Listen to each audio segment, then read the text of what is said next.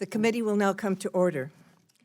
Today we welcome Kevin McAleenan, the Acting Secretary of the Department of Homeland Security, along with Chip Fulgham, the Acting Undersecretary for Management.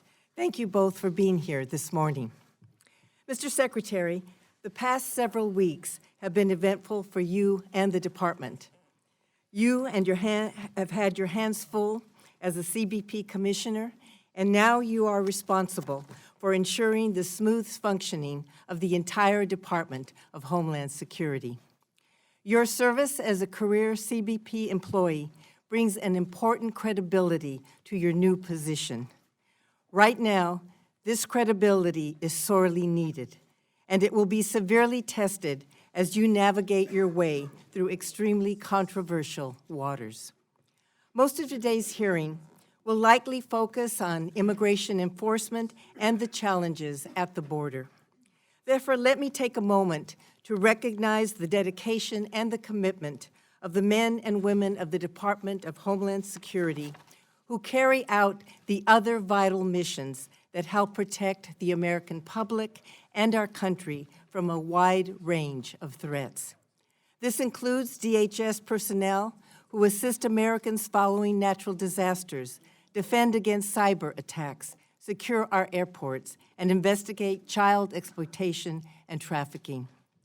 The subcommittee will continue to work with you to ensure they have the resources that they need to carry out their important missions.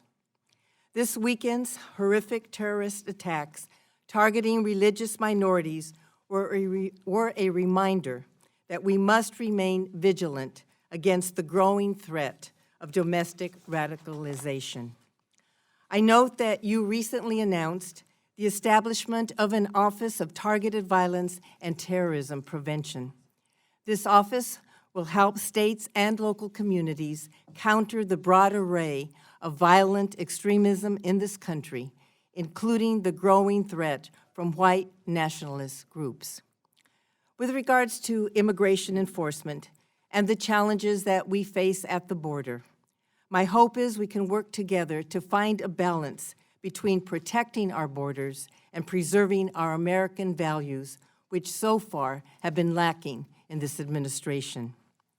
As we ensure the integrity of our borders, we must also treat immigrants with dignity and due process.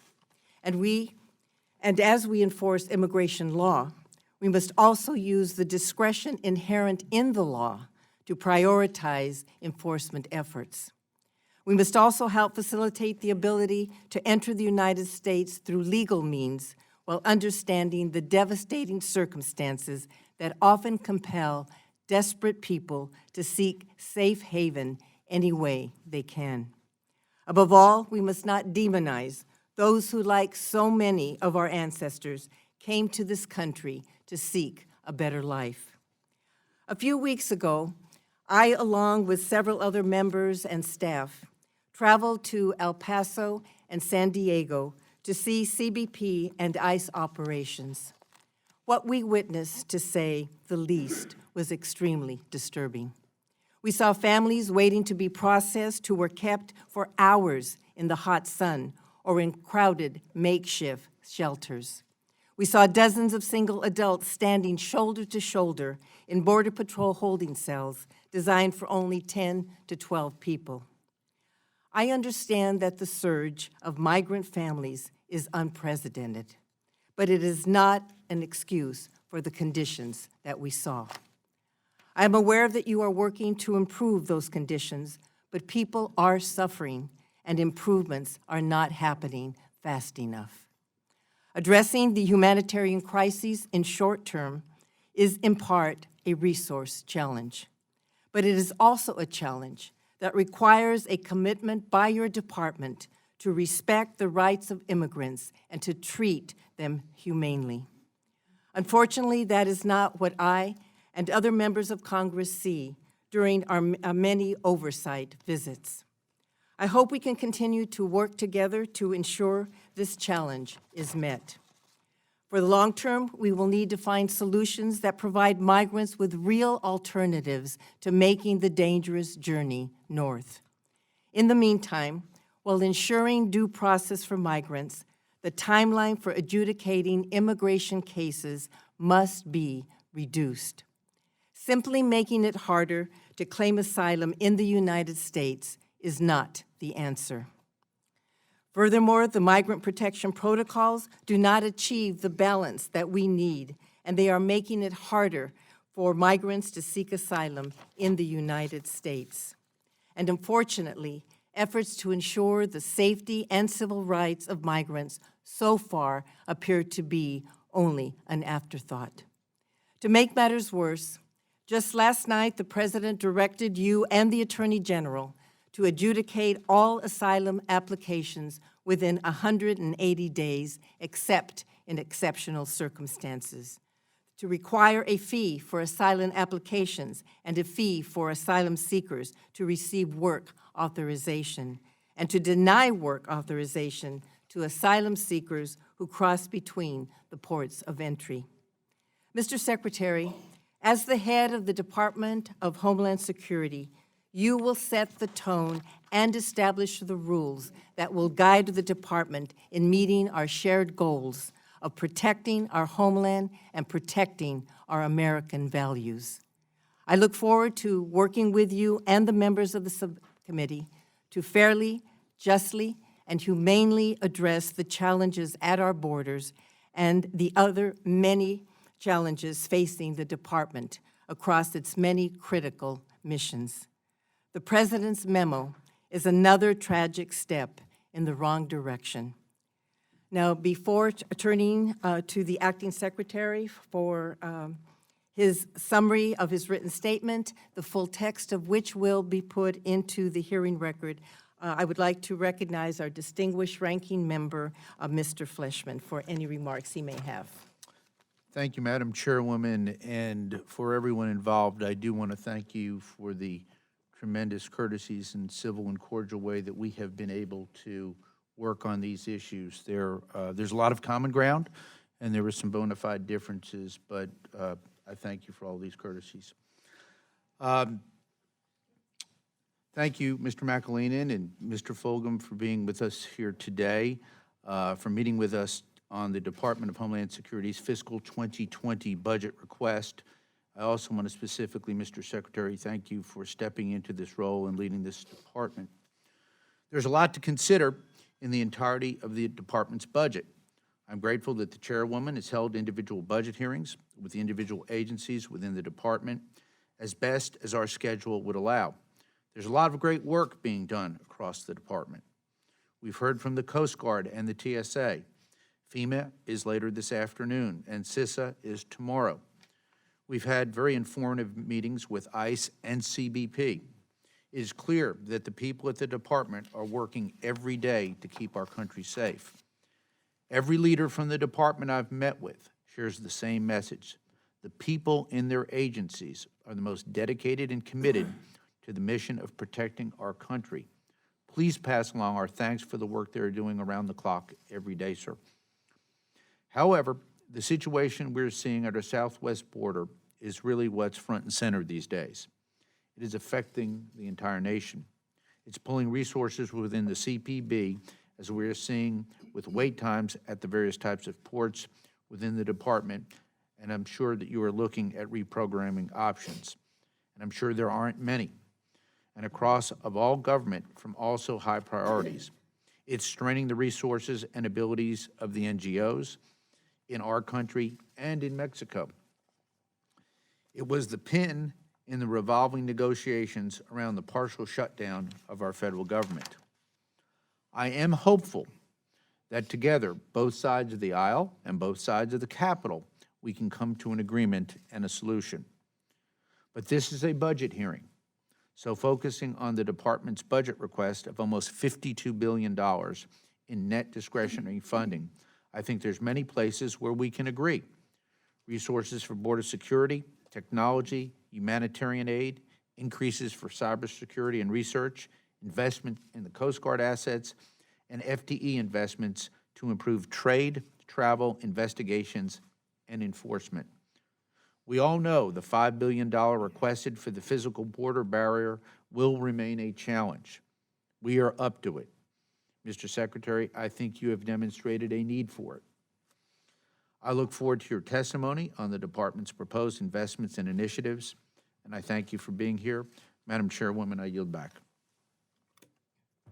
Thank you, Mr. Fleshman. And just a quick reminder to members that they will be called for questioning based on the seniority in which the hearing started. And also, please try and keep within the 5 minutes. We have a lot of questions, and I do appreciate the fact that the Secretary has agreed to stay longer than the 2 hours that we originally had scheduled. And now I would like to turn to the Chair of the Full Appropriations Committee, Ms. Nita Lowey. Thank you so much, Madam Chair. I'd like to thank Chairwoman Roybal Allard and Ranking Member Fleischman for holding this hearing. And I thank you, Mr. Secretary, and our witnesses for joining us today. The Department of Homeland Security's mission to secure our nation from consistent and pervasive threats is not an easy one, and I understand that. We know this all too well in New York.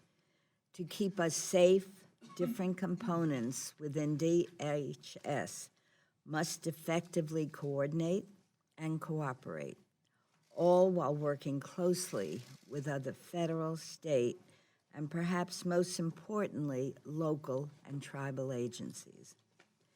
That is why the chaotic state of the Department of Homeland Security is so troubling. It seems like the car is driving off the cliff with no one to take the wheel.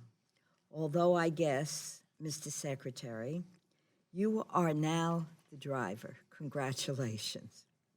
It's even been reported that your predecessor, Secretary Nielsen, was so wary of angering President Trump that she tiptoed around addressing Russian hacking and interference in our elections so as not to ignite his no collusion anti-Mueller ire. I must tell you that issue keeps me awake at night, and I truly worry about it, and I hope it's a major focus of your work. I hope that when it comes to one of the biggest threats our country and democracy faces, you will focus on this with a laser beam. Your predecessor also instituted cruel and inhumane policies of ripping children from their families, which you helped implement. I want to be very, very clear, and I think it's important that we understand this on both sides of the aisle today. Ensuring the integrity of our borders and enforcing immigration is difficult, but necessary jobs, and we understand that. This administration's politicization of border security and heartless obsession with aggressive immigration enforcement are un-American and unacceptable. And you have an opportunity to turn it around and work with the Congress to humanely and ethically secure our borders. And we understand that we have to work together in a bipartisan way to secure our borders.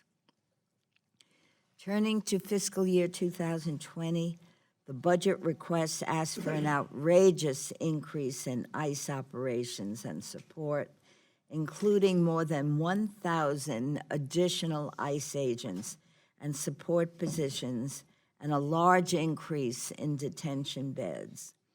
These increases leave too much flexibility for ICE to support this administration's overly aggressive interior enforcement policies.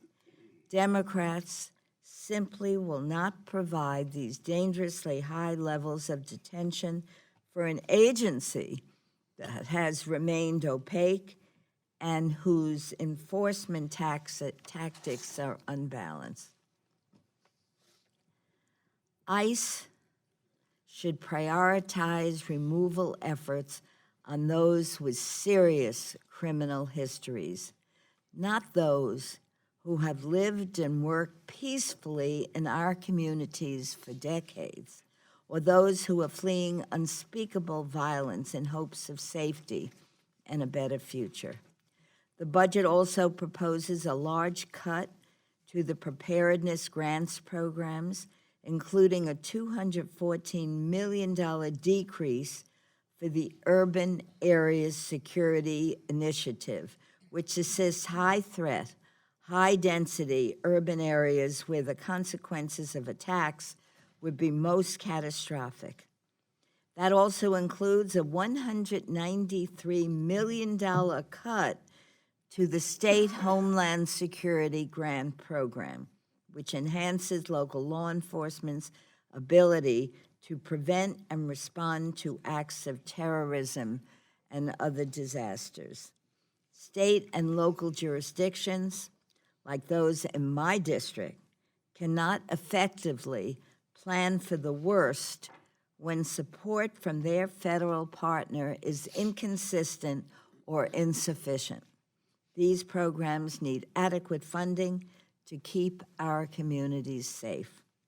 This committee, I want to assure you, is eager to support the department's essential and complex missions. But we cannot do that at the expense of state and local preparedness or our American values. So, Mr. Secretary, I look forward to a discussion today, and I thank you for being here. We will have a lively discussion, I'm sure. Thank you very much. And now I would like to turn to the distinguished ranking member of the full committee, Ms. Granger. Thank you, Madam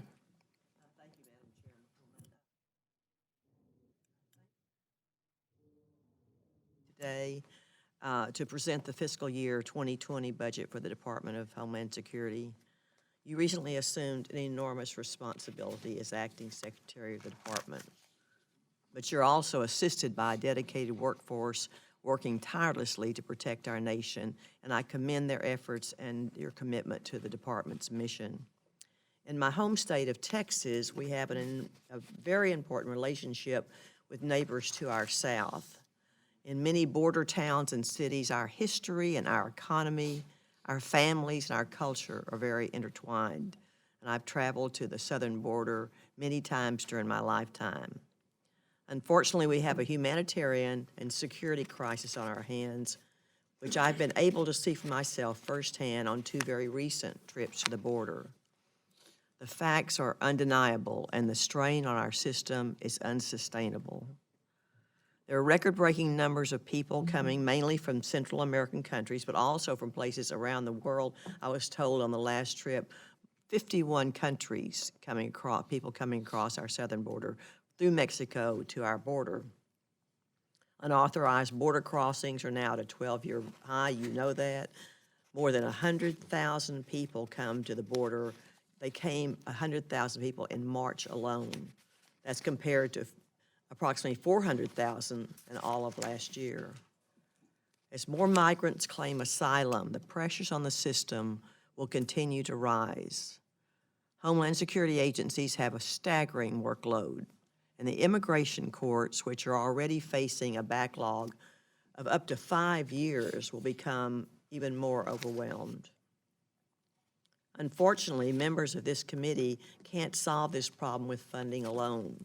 We need policy solutions as well, and we have to work together with our colleagues on the authorizing committees to make changes to immigration laws. I hope members can come together in a bipartisan way to address these very difficult issues. I know you have decades of experience with Customs and Border Patrol, and we thank you for being willing to serve the country in this new role. Your insights were extremely helpful as we completed the fiscal year 2019 appropriations process, And we look forward to continuing that partnership as we make funding decisions for this year. I thank you, and I thank Madam Chairman. I yield back. Okay, Mr. Secretary, on our trip to the border earlier this month, we witnessed migrants continuing to be held in inhumane conditions. Oh, I'm sorry. I'm so anxious to get to the questions because we have so many. Please continue with your opening statement. Thank you, Madam Chairwoman. Chairwoman Roybal Allard, Ranking Member Fleischman, full committee Chairwoman Nita Lowey, and Ranking Member Kate Granger, I appreciate the opportunity to testify before you today. It's a true honor to serve as the acting secretary and to represent the distinguished men and women of the Department of Homeland Security. In my view, DHS has the most compelling mission in government to safeguard the American people, our homeland, and our values. As acting secretary, I intend to work with this committee and serve as an advocate for the men and women of the department to ensure they have the resources they need to carry out critical missions on behalf of the American people. And today I have the privilege of presenting to you the President's fiscal year 2020 budget request for the Department of Homeland Security. The 2020 budget would strengthen the security of our nation through enhanced border security, immigration enforcement, cybersecurity, transportation security, counterterrorism, and resilience to disasters. With regard to border security, as you're all aware, we're in the midst of an ongoing security and humanitarian crisis at our southwest border. The department, at the request of our frontline officers and agents, has worked with this committee to make clear that we need additional resources to respond to the crisis. In March alone, CBP apprehended and encountered over 103,000 migrants crossing without legal status, the most in 1 month for over a decade. On April 16th, we had almost 5,000 people cross the border without authorization in a single day, almost 1,000 of them in just 3 large groups. Remarkably, these 3 large groups in one 24-hour period exceeded the total number of large groups apprehended in all of fiscal year 2017. Simply put, the system is full and we are well beyond our capacity. This means that the new waves of vulnerable populations arriving here and exacerbating the already urgent humanitarian security crisis at the border, we don't have room to hold them, we don't have the authority to remove them fairly and expeditiously, and they are not likely to be allowed to remain in the country at the end of their immigration proceedings. The status quo is not acceptable. Through supplemental requests and emergency declarations, we have worked to do everything to address the immediate and dire humanitarian crisis that we can. We've deployed medical teams from the U.S. Coast Guard. We've received help from the Department of Defense and Health and Human Services. We've redeployed CBP officers, and we've engaged with nonprofits across the country. But we do need more authorities, as the ranking member noted, and more resources to definitively address the crisis.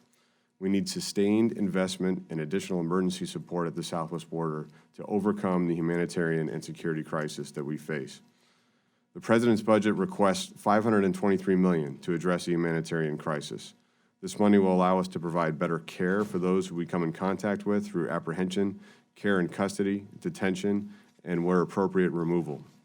Second, to address the border security crisis, it requests $5 billion in funding for the construction of approximately 200 miles of new border wall system. This is a proven deterrent that will enhance our ability to apprehend those entering our nation illegally. It also calls for 750 additional Border Patrol agents, 273 Customs and Border Protection officers, and over 1,660 ICE frontline and support personnel. It will also make much-needed upgrades to sensors, command and control systems, and aircraft to help our men and women combat criminals who are profiting from human suffering. I hear weekly from our operators on the border that these upgrades are badly needed in their fight against transnational criminal organizations, smugglers, and gangs. I would please ask for your support to our men and women who are doing heroic work along the border. While our 2020 budget will help address this crisis, we will need additional funding even sooner. Given the scale of what we're facing, we will exhaust our resources before the end of this fiscal year, which is why this week the administration will be sending a supplemental funding request to the Congress. As I'm sure you are only too aware, DHS is not the only agency involved in the humanitarian crisis unfolding daily at our southern border. Our partners at the Department of Health and Human Services are also on the brink of running out of resources. The administration's supplemental request will address critical humanitarian requirements and help ensure the crisis is managed in an operationally effective, humane, and safe manner. The administration's supplemental request will not only provide critical humanitarian assistance, including temporary and semi-permanent migrant processing facilities at the southern border, where families and children will receive timely and appropriate medical attention, food, and temporary shelter prior to being transferred to other residential locations, but also funding for border operations to include surge personnel expenses and increased detention capacity. And finally, for mission support activities, including upgrades to our overtaxed information technology systems to manage and process migrants accurately, efficiently, and quickly. The supplemental request is part one. The second request will be the administration's legislative proposal, which will be sent to Congress shortly to address the key drivers of the humanitarian crisis. But even as we face a challenging border security and humanitarian crisis that is a central focus and my central task as acting secretary, DHS is always a multi-mission department, and we will not lose momentum across any of our key missions and the numerous efforts that we are facing, including, critically, cybersecurity, securing the 2020 elections, preparing for the upcoming hurricane season, and everything else that we're asked to do. The President's budget also requests $1.3 billion to assess evolving cybersecurity risks, protect federal government information systems and critical infrastructure. The budget supports the launch of Protect 2020, a new initiative designed to get all states to a baseline level of election infrastructure cybersecurity well before the national elections of 2020, building on the progress we made during the election season in 2018. While DHS does not control or directly oversee state and local election infrastructure, we can provide much-needed technical assistance and support to our willing partners. Our air travel system also needs to continue to evolve and upgrade in our security posture. Additional transportation security officers and technology will uphold our security effectiveness and stay ahead of increasing costs and security demands at airports nationwide. $3.3 billion requested for TSA includes funding for an additional 700 screeners and 350 computed tomography units. I want to close by reiterating that the strength of DHS is in its people.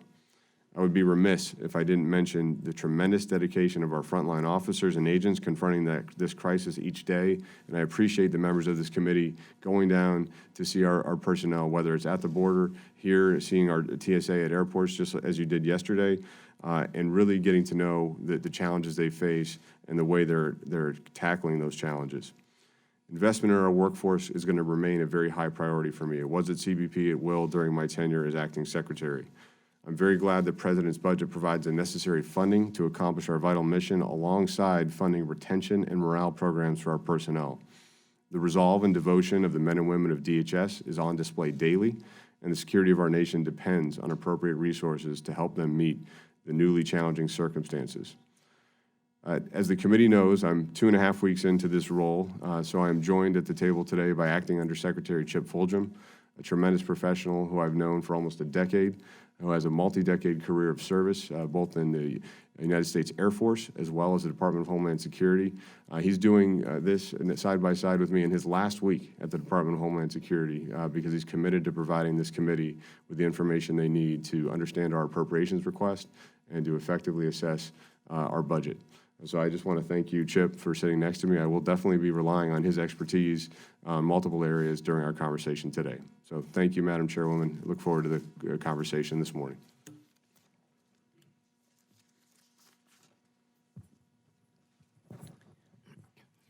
Mr. Secretary, as I mentioned in my opening statement, on our trip to the border earlier this month, we witnessed migrants continuing to be held in inhumane conditions. Well, we did witness CBP personnel trying to manage the flow and improve conditions where they could. We also saw many inefficiencies among departmental components that are continuing to provide delays in processing, transportation, and in improving conditions. What steps can be taken to improve efficiencies and the department's ability to quickly respond to changing conditions? And what is the role of the Interagency Border Emergency Cell that was established in April? Thank you for the question. So I know you visited El Paso, Madam Chairwoman. This is our sector of the border that's had the most significant increase of any across the entire border, over a 400% increase in the arrivals of family units over last year. That has absolutely stretched our resources and our processes, both at CBP and across our interagency partners in the immigration system. And we're taking a number of steps to address that. First of all, we appreciate the committee's support in fiscal year 19 to provide additional funding to address the humanitarian challenges. That means facilities, transportation, medical care, and also food and other care and custody support for those in CBP custody. We're applying that funding. We're in the process of delivering a soft-sided temporary processing center that's going to allow our El Paso sector to put families and children who are arriving in a more appropriate setting during their initial processing at the border. That's absolutely critical. Our second step will be to upgrade that with a more modular and hard-sided facility. And then, of course, we'd like to establish a permanent central processing center in El Paso that would provide the appropriate setting for families and children with a whole range of services, from medical care to showers to laundry, and really allow us to have co-located partnerships with CIS, with Immigration and Customs Enforcement in one location. That's the goal. But we're starting with an immediate effort to provide a better setting in our soft-sided facilities. You asked how we can streamline these processes. I'd like to work on a unified immigration portal that will provide connection between the various systems of the agencies that oversee immigration and make sure that an individual being processed can be tracked throughout the system efficiently and in an expedited manner to both improve our processing and improve the integrity of the system. And then I mentioned the critical element of co-location. We're working closely, obviously, within the DHS family across the 3 immigration bureaus. Working with Health and Human Services has got to be a very streamlined process so that unaccompanied children spend as little time as possible at the border in a Border Patrol station or a related facility, but also working closely with our immigration courts at the Executive Office of Immigration Review. That we can do through improved communication, better IT systems, and a unified approach to this challenge. But we have a lot of work to do, as you've seen, and I'm personally committed to ensuring that the facility conditions are appropriate for those crossing the border. Okay, and the role of the Interagency Border Emergency Cell is? Sure. The main function of the IBEC it's the Interagency Border Emergency Cell, was to identify those interagency requirements to immediately respond to the humanitarian challenge at the border. So they've helped refine those exact same categories of needs: facilities, transportation, medical care. How do we get volunteers down to the border from other DHS components that have skill sets that we need? For instance, commercial driver's license. When we have conveyances that we need to move migrants that are crossing, we don't always have the people to drive them. So simple things like that. We have attorneys surging to the border to help process expeditiously and fairly, as you noted, which is critical. And so they've developed those requirements, which we've gone to our interagency partners, including the Department of Defense, to help us meet in the near term. Okay, and let me just say that the administration, you have for some time called upon Congress to take immediate action, and we have not received any requests from you in that regard. So I'm happy that you have stated that we will be receiving a request from you. And my time is up, and so I would like to turn it over to Mr. Fleischman. Thank you, Madam Chairwoman. Mr. McAleenan, much has been made about building a barrier across the southwest border of the country. So I have some very pointed questions. A barrier was not an invention of the previous Congress or even this current administration. Is that correct, sir? That's correct. How many miles of fence or barrier were constructed prior to January 2017, sir? Approximately 654 miles. Thank you, sir. The fiscal year 2018 Border Security Improvement Plan was mandated in the fiscal 18 appropriations bill. We've heard from you in your capacity as the Commissioner of CBP that this plan was the result of the experiences and needs of agents and officers on the ground at the border. How was the plan created, and who had input to determine the priority, sir? Yeah, that's correct, Congressman. Our Border Security Improvement Plan is derived from the men and women in the field identifying those technologies and capabilities they need to enhance the security of the border in their areas. As you know from visiting us on the border, each area of the border has different challenges, both in terms of terrain, in terms of existing technology, in terms of what barriers we have. And so our sector chiefs on the Border Patrol side, our directors of field operations are putting their requirements forward for what they need in their areas of responsibility. We go through a rigorous process to assess and analyze those, to validate them, and then combine them before we submit the report to Congress on the Border Security Improvement Plan. Yes, sir. So just to be abundantly clear, the input is coming from the men and women who are actually doing the work there on the ground, and that's what you are acting upon, sir. That's correct. Very good. Is CPB following the published 2018 Border Security Improvement Plan when determining where to invest construction funds? Yes. Any deviations? I mean, that's our set of priorities that we're asking for funding against. And so that's going to be our guidepost. Thank you. Is CBP following the restrictions in the fiscal 2019 bill placed on various sections of the border when determining where to invest construction funds? Yes, very, very carefully. We'll be engaging in the consultation required. We'll be obviously mindful of those areas where we're not going to be able to build barrier at this time. But of course, we'll be following those restrictions. So you have been following the fiscal 18 and fiscal 19 restrictions as laid out by the Congress? Yes, Congressman. Thank you, sir. So even though the president has transferred other funds, you're still following the priorities and plans in the published document and the restrictions of the fiscal 19 bill? Yes, that is our intent. Excellent. Thank you.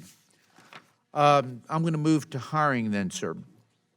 Staffing and retention initiatives are highlighted across many, if not almost all, the department's components in the 2020 budget request, with funds requested to back up increased numbers.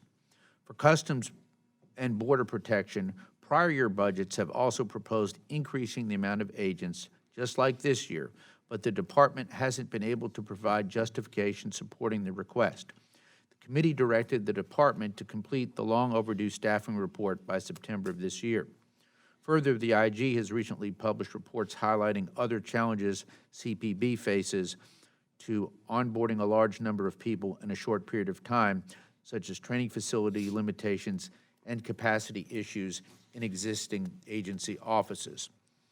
I have a question, sir. Has the CBP made progress on a border agent staffing methodology, sir? Yes, we have. The personnel requirements determination, as you noted, will be delivered to Congress by the end of this fiscal year. Okay. Does the model you're developing support the request of 750 additional border agents in 2020, sir? Yes, it'll support probably more than that, but that's the number that we believe we can hire within a fiscal year. And one final question, how will the department resolve other issues of training and facility capacity to meet the influx of new hires? Yeah, it's a close partnership between U.S. Customs and Border Protection and the Federal Law Enforcement Training Center. We've worked that out in our officer context where we're enjoying a very successful set of hiring 2,000 over the last 5 years at net CBP officers, and we're going to hire a net 1,000 or more this fiscal year. So we work to balance the classes at the FLETC Training Center, and we'll be doing that for the Border Patrol Academy as we seek to add additional agents as well. Thank you, sir. And as I said in my opening statement, I want to thank you, Mr. Fulgham, and also the outstanding men and women who work in Homeland Security every day to keep our great nation safe. And with that, I will yield back. Thank you. Ms. Lowey. Thank you, Madam Chair. And I want to welcome again the Secretary who's taking on a really important responsibility. Mr. Secretary, as you know, the Migrant Protection Protocols Program was put in place to return arriving migrants to Mexico while their immigration claims are processed. It's not clear to me how this program works, and DHS has only recently begun to provide limited details to Congress. This is despite the fact that the program has now expanded to other areas, and I understand El Paso is one of those areas. Given that the program is called Migrant Protection Protocols, how does the Department of Homeland Security coordinate with Mexico to ensure the safety and well-being of returned migrants? And will the Executive Office for Immigration Review prioritize these cases, or will migrants be forced to remain in Mexico for possibly years as they await adjudication of their cases? Thank you for the question, Congresswoman. So the migrant protection protocols are an important effort to provide greater access to court hearings, and especially at our ports of entry, where we're working diligently to provide access to asylum seekers lawfully presenting without documents, but also to achieve a actual court resolution in a reasonable amount of time. This is something that I think is the fundamental challenge we face with the system right now, is actually getting results from an immigration proceeding that can be effectuated in a timely manner.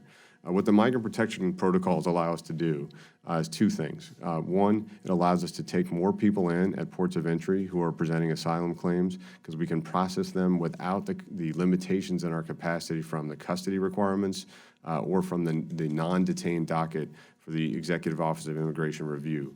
As you asked, will judges be dedicated to the migrant protection protocol? Yes, that's our commitment from DOJ, that they will be able to dedicate judges and dockets to the MPP to actually get through hearings in months instead of years before even an initial hearing as we currently face today. The other thing it will do is it will take away the incentive, which exists right now, to cross illegally instead of presenting lawfully at a port of entry. We have increased our asylum processing at ports of entry 120% from fiscal year 17 to 18, and we are up another 100% in fiscal year 19 over 17. We're on pace for over 70,000 asylum applications at ports of entry in this fiscal year. To keep up with that, we need to ensure that we provide access to a process. In terms of working with Mexico, we obviously had conversations before implementing this program. Mexico is a sovereign nation to receive people back. That is their decision. They made the decision to accept them and put public guarantees over protection from a humanitarian perspective, as well as access to legal counsel and access to return to the ports of entry to be brought to their court hearings. So just to clarify, because I appreciate your answer, you're saying that even though they're being sent to Mexico, they will have and are having access to legal counsel? So each migrant and each asylum applicant is given a list of legal providers that are available in many of these areas, and the main implementation, as you noted, is both in Baja California, or Tijuana primarily, as well as Juarez, Chihuahua. We have U.S. attorneys and non-governmental organizations that have binational presence and collaboration. And so we make sure they know who they can call if they don't already have an attorney identified. And they have that opportunity to also meet with their counsel when they come into the U.S. Before their hearing as well. I would appreciate additional information as to how that process is working and whether you think it's effective and whether most or all of the migrants do have legal counsel. I'd appreciate that. The zero tolerance policy instituted by the Trump administration led to the separation of thousands of families. And while this inhumane policy technically ended last June, as I understand it, CBP continues to separate some children from their families. I know you describe family separation as not worth it, but can you explain the circumstances under which CBP will separate child from a parent, legal guardian, or someone claiming that relationship?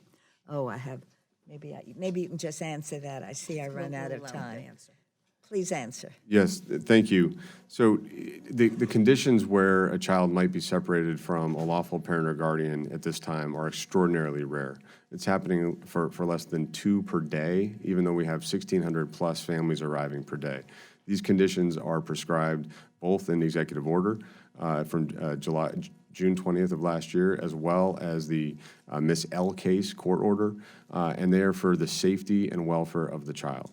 A communicable disease, a serious criminal history, a risk presented by that adult to the child. And so it's being done very carefully, in extraordinarily rare circumstances, and that's the only time a separation occurs.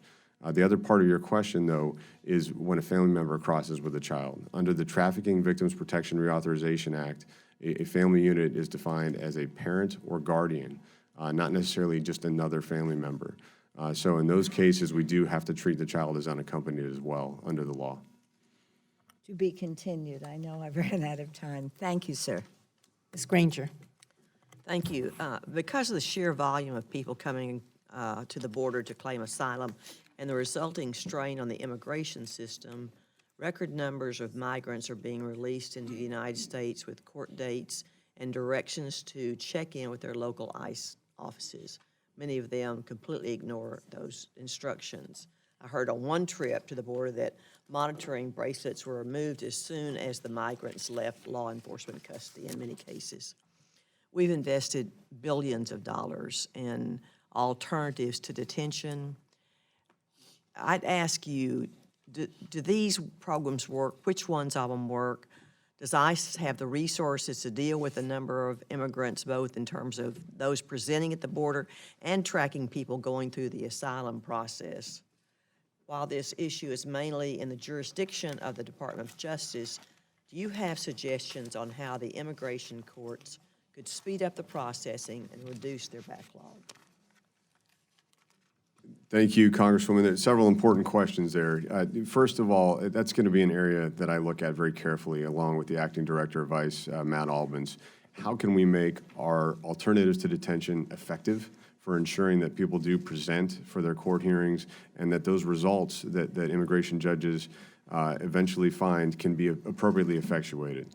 We do not have that process working effectively right now, as you noted.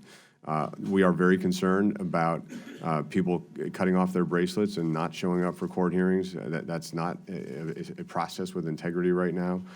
We do recognize the committee's provision of additional resources in fiscal year 19 to look at a case management program in a renewed light for families that would maybe help us ensure people actually go through the process in an expedited manner.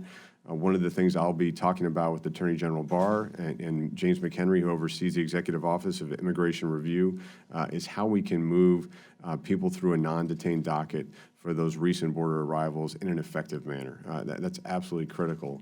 But in terms of your broader point, the way that we are actually achieving results is when we are able to detain someone in custody through the pendency of their immigration proceedings. That's what works with single adults right now, and that's an essential aspect of what we're going to be asking for from Congress for families, being able to keep them together in an appropriate setting for a fair and expeditious process. That's going to be how we establish integrity for that group of border crossers as well. And I think all of us that are on this subcommittee and all the members of Congress, we realize that there were good processes put together at some time. The sheer numbers today, we have new process and changes laws that are going to be very important. I was on the border on one of the trips recently, and the person that was working so hard and said, you know, what we need is a permanent structure of this. And I said, no, we don't need a permanent structure because we can't do this permanently. The numbers are so overwhelming. The Customs and Border Patrol, they're like our military. They say, we'll do whatever with whatever you give us. Well, they don't say that anymore because they can't do it. And so we really, all of us need to work together with you and all that are trying to figure this thing out and how we stop those sheer numbers and how we deal with it as we go. I've got a little bit more time. How would you've had such a long experience with this issue, how are you seeing the changes occur? And I go back to far before this started, something that we were watching so carefully, to back to 2014 when Speaker Boehner asked me to go to the border and see these unaccompanied children and what was happening there and make recommendations. That's when we made recommendations, and I went to all three of the countries they were coming from and asked questions of the administrations there. And I said, do you want your children back, first of all? How much do you want your children back? And then what can you do in these countries to make them safer so that parents don't take their children to a country that they've never been to or pay someone that they've never met before. So how are you seeing this increasing from that time? And also, just in the last 6 to 8 months? So there's been a number of changes. I mean, from that first year of crisis with unaccompanied children and family units, I was Deputy Commissioner of U.S. Customs and Border Protection at the time. And I think the main challenge we're facing is just the growing awareness and the exploitation of that awareness by smugglers of the weaknesses in our immigration laws and our system. We're seeing smugglers advertise differentiated offerings for getting to our border in an expedited time, making very clear that if people cross with a child, they're going to be allowed a different process here in the U.S. And that's been an invitational posture for the system that's been overwhelming, as you note. I would commend to the committee the recent Homeland Security Advisory Council report just 2 weeks ago.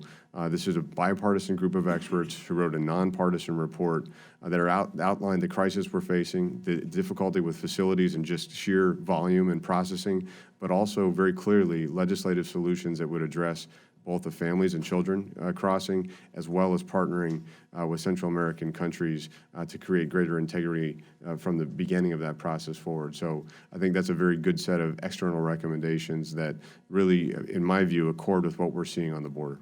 Thank you for reminding us of that. Thank you. Mr. Cuellar. Thank you, Madam Chair. Mr. Secretary, I appreciate the work that you do. As you know, I go to my hometown on the border, so I'm at the border every week.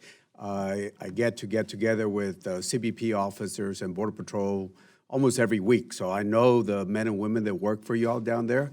Let me tell you, they're doing a heck of a job, and I want to commend them for the work that they do. I also want to say also is that, you know, this CBP enforcement action process, and I asked my staff to put this together, as you can see, Mr. Secretary, it's a complicated matter. It's a very complicated matter. Same thing for the arrest and removal process. It's a complicated matter, and I hope we can sit down in a bipartisan way and find some ways to address this, including if you're supplemental, I wish you would talk to the Department of Justice, because we added 50 new judge teams, and I think it was 2 days after we did the conference report, they sent out a letter and said, we're out of money. Because of interpreter costs. So we haven't hired any of the judges that we added. So we keep talking about adding judges, but there's a freeze on the judges that we just added in February. So I wish you talk to them and make sure they make that as a supplemental. One issue that I want to bring up is, of course, trade. Every day there's more than $1.5 billion of trade between the U.S. and Mexico. As you know, you all moved 545 CBP officers down to the McAllen area. 15% of that came from the Laredo District, which is the largest port. We handle, when you put everything, 7 out of every 10 trucks that come from Mexico, across Mexico, our border is through our port of entry. You and I spoke and gave you 5 different ideas. And I think out of the 545, y'all have brought back 225 back out of the 545. I asked you to spread the pain and go, without due respect, naming any cities here, but any of the cities that, you know, instead of just taking them from the border, spread the pain and bring CBP officers. I asked you about overtime. I asked you about cap waivers. I asked you about volunteer forces. And, you know, the recently retired officers also, Coast Guard also. And so I gave you different ideas. Even the public-private partnership law that we passed some years ago, where the private industry is willing to pay to get some of this work processed. We still, you know, we still need to do more, and I really would appreciate your help so we can get our CBP officers back. They should not be changing diapers. They should not be making food. I think that's, you know, there's another way to address that, and this is why we requested in this new budget, and hopefully the committee will go with this, 1,200 new entry positions for Border Patrol and CBP, where they can do everything except arrest people, but I don't think trained officers should be changing diapers or making some of those changes. I know that's important work, but you know, the immigration issue should not affect the trade issue, which is a very important part. So I appreciate anything you can do to bring back those officers. Thank you, Congressman, and obviously I share your concerns about law enforcement professionals, highly trained, working on care and custody issues, and obviously very concerned about CBP officers being diverted from their port of entry responsibilities, processing that incredible volume of lawful trade, as well as their counter-narcotics missions and other critical missions at the ports of entry. That was an immediate term response to a crisis in terms of the numbers in our custody and the time people were facing in custody, that we needed to provide some support to our Border Patrol agents. Obviously, we needed to start with folks who were nearby. That's why Laredo and some of the other land border ports of entry were most affected in that first tranche. We have expanded, as you noted, to additional field offices providing support. We've advised stakeholders in the aviation industry for international air arrivals at the seaports that there are going to be impacts in other areas as well. But we've done all of those recommendations. Increased overtime. We've put in cap waivers. We have volunteer forces now deployed, and we're hired annuitants as well. It's a bit of a process, but we're bringing on as many as we can. Because we need all hands on deck. Yeah, I hate to interrupt because my time, and I want to stick to my 5 minutes. Do you know when we can get our officers back?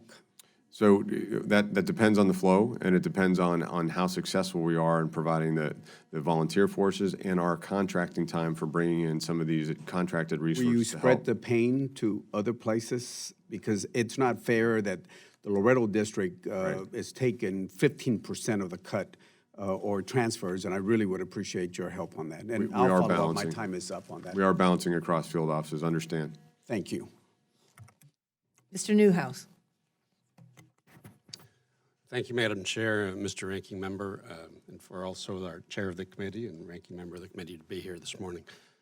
Mr. Acting Secretary, as well as Mr. Acting Undersecretary, welcome to the committee. Thank you for being here with us today. Mr. Secretary, I want to thank you for your outstanding service, a long career of helping to protect our nation. I also want to thank you for your stepping up into this leadership role, and I certainly look forward to working with you. I've been to the border myself, both north and from the state of Washington. Also, it's an important part of your responsibility, but also to the southern border. And certainly, I've, as well as many others, have seen firsthand certainly the dedication of the people that are protecting our border to work in as humanely a way as possible to, as we work as hard as we can to deal with the onslaught of people coming on across our border. It truly is a crisis in many ways. It's an impossible task almost that we're asking you to deal with, and if we want improvements and changes, in my opinion, it's up to us as Congress to provide you with those resources and policies necessary for you to carry out this impossible job. So thank you for being here with us this morning to help explain what it is you need. As you probably know, in your 2.5 weeks, you're learning a lot of things, but there are a number of reorganizations going on across the department. I'm a representative of one of the national laboratories, the Pacific Northwest National Laboratory in Washington State. It has been one of the largest performers of research and development for DHS across the national lab system, and I'm interested in how things are going with some of the R&D organizations within the department. So as you grow into this new role at DHS, could I ask you your perspective at this point on how the reorganizations are going in the Science and Technology Directorate, and with the merger of the Domestic Nuclear Detection Office and the Office of Health Affairs that will be forming the Countering Weapons of Mass Destruction Office. So could you give us some ideas about that? Sure. Thank you, Congressman, and appreciate your comments on the Pacific Northwest National Laboratories. During my career at CBP, one of the first things we did post 9/11 to increase our security was to develop the capability to detect radiological and nuclear devices crossing the border. That work would have not been possible without PNNL, and I've enjoyed a long-standing partnership in my career with the experts at PNNL to help us establish that capability. And from my perspective, our R&D is absolutely essential. given the types of threats we're facing, whether it's in the cyberspace, whether it's unaccompanied aerial systems that are challenging us both at the border and in security areas away from the border. Making sure that we're doing that effectively is going to be essential. You mentioned both, S&T and our Countering Weapons of Mass Destruction office. I'm very excited to engage in this role with both elements. S&T has helped CBP develop access to innovative technologies coming from startups out in the Silicon Valley area as well as around the country. We're applying that technology effectively in months instead of years due to the shorter lead time that their contracting authorities had allowed us to take advantage of. I know the benefits of partnering with S&T to create better processes and better technology at the border, so we're going to continue that. On the Countering Weapons of Mass Destruction, we can't do this kind of work without a strong Office of Health Affairs and a Chief Medical Officer advising us, both in terms of the care of custody of people that are crossing the border, but also addressing things like the threat from Ebola. We've done that before, and obviously we have a new outbreak in Africa that we're monitoring closely. So I'm looking forward to working with these components in my new role. I've done it for years in prior positions at CBP, and look forward to getting your insights and talking with the committee about how we can best manage those key resources to support the broader DHS mission. Good. I appreciate that and look forward to working with you. And I know other members of the committee are interested in this topic as well. So, but again, thank you for being with us this morning, and we look forward to working with you in your new role. Thank you. Thank you, Madam Chair. I yield back. Mr. Rupesberger. Yes, Acting Secretary, first, you have a tremendous job, and you have a very good reputation. You're a professional, you're focused, and you stand for what is right, and you know there are a lot of issues. I just came back from a cocktail that the chairman put together from the border, and I want to make a couple comments because I want to get my question and some of my observations. First thing, you have very good people working wherever that is. I think the main issue at the border now is volume. That is a theme that is really causing a problem. And then when we have volume and people that are coming in and we can't take care of them, a Border Patrol leader said, when you arrest somebody in the United States, you book them and then you don't see them until court. We arrest them and we have to detain them, and that's not really our business. And that's where we're having a lot of problems with this volume. So we've got to work on this. The other issue is that I wish our president would stop using this issue of the wall and the perception that everybody coming in or criminals are causing problems. I think the cartels really are the coordinated criminals. It's a serious problem. They have a lot of control and a lot of money, and they have the ability to get people in and drugs, as we know that. So it's a focus that we need to work on. And what you've talked about here today, if it could only stop talking about the wall. I go to my district and people say, hey, Dutch, build the wall, support the wall. And it's really about border security. All you have to do is talk about the things that you've talked about here today. So I believe hopefully in the next year we can start working with you. And we need a reorganization of how we're dealing with immigration. Not only laws, but also how to deal with what we really need. We need 1,000 more judges. We need more people focusing on where we need to go. We need better equipment, and you're starting to do that at the border, at ports of entry, where a lot of the drugs are coming in. So I just want to say that, and my observation, we've got a lot to talk about. Chairwoman, I really thank you for putting us together. It's really you learn by going to the front line, and that's what we did. I want to talk about the non-intrusive inspection equipment. We provided CBP $182 million for this equipment in FY18 and $564 million in FY19. My understanding is that all of the funding is to be directed to the southern border. I support this technology and want to be sure we are screening all at seaports, including the Port of Baltimore, which I represent, where a lot of fentanyl is coming in too. Of the $746 million provided by the committee over the last 2 years, how much has been spent thus far? What is your plan to implement and roll out NII technologies along the southern border and elsewhere? And given the NII's multiple platforms and capabilities, is CBP able to put additional capabilities at seaports? The reason I ask is with if these investments are made, and there is no question they should be, what impact do you believe they will have on maritime ports, and does that constitute additional investment in NII and maritime ports? There's so many other issues, cyber, that we don't have time to get into, but I'm focused on this one now.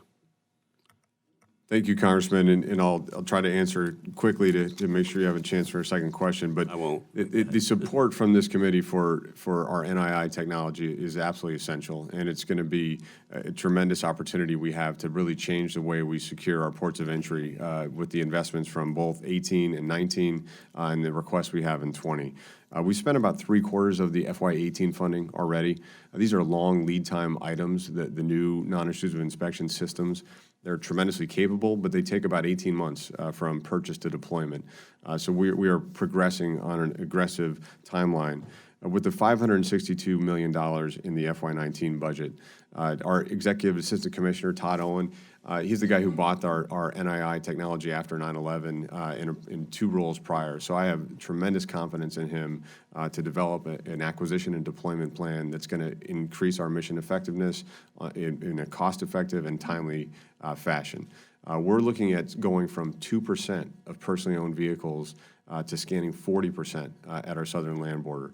Those 2% of vehicles we're scanning now cause 80+% of our seizures. So we know we need to scan more vehicles. That's great. And for the commercial cargo, we're going from 16% to 70%. And about a 2.5-year timeline for procurement and deployment at all of the different ports of entry on the southern border. For the FY20 request, I just want to emphasize that's to recapitalize existing systems at seaports, at northern border ports of entry, and ensure that we're maintaining the highest capable technology across our ports of entry.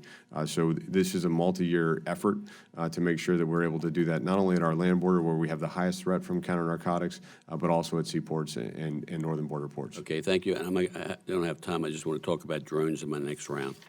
Drones on the border. Okay, thank you. Mr. Rutherford. Thank you, Madam Chair. Mr. Acting Secretary, I thank you, and thank you both for being here this morning.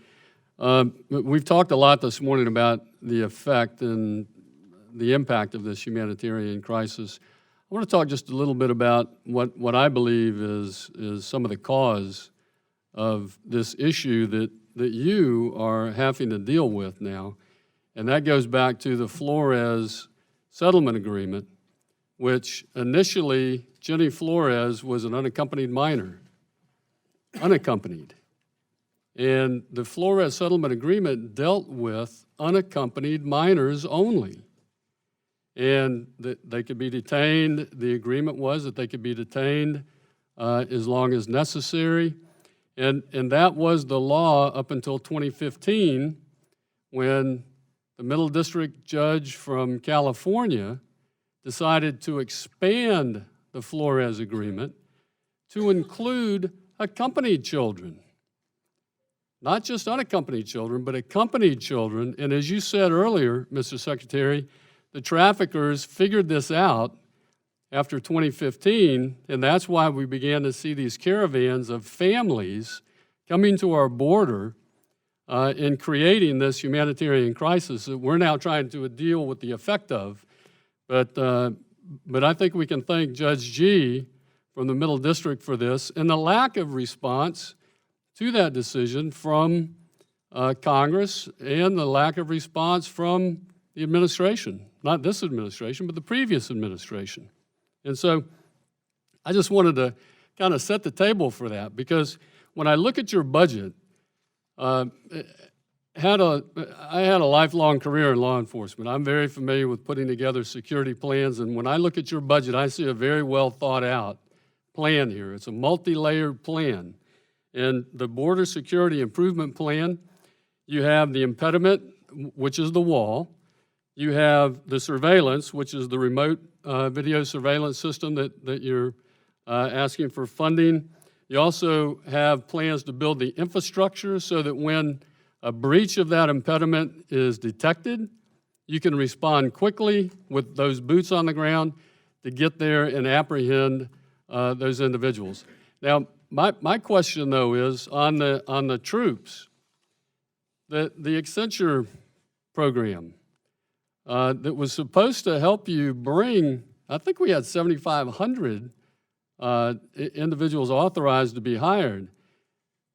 From what I can see, Mr. Secretary, this program is not working.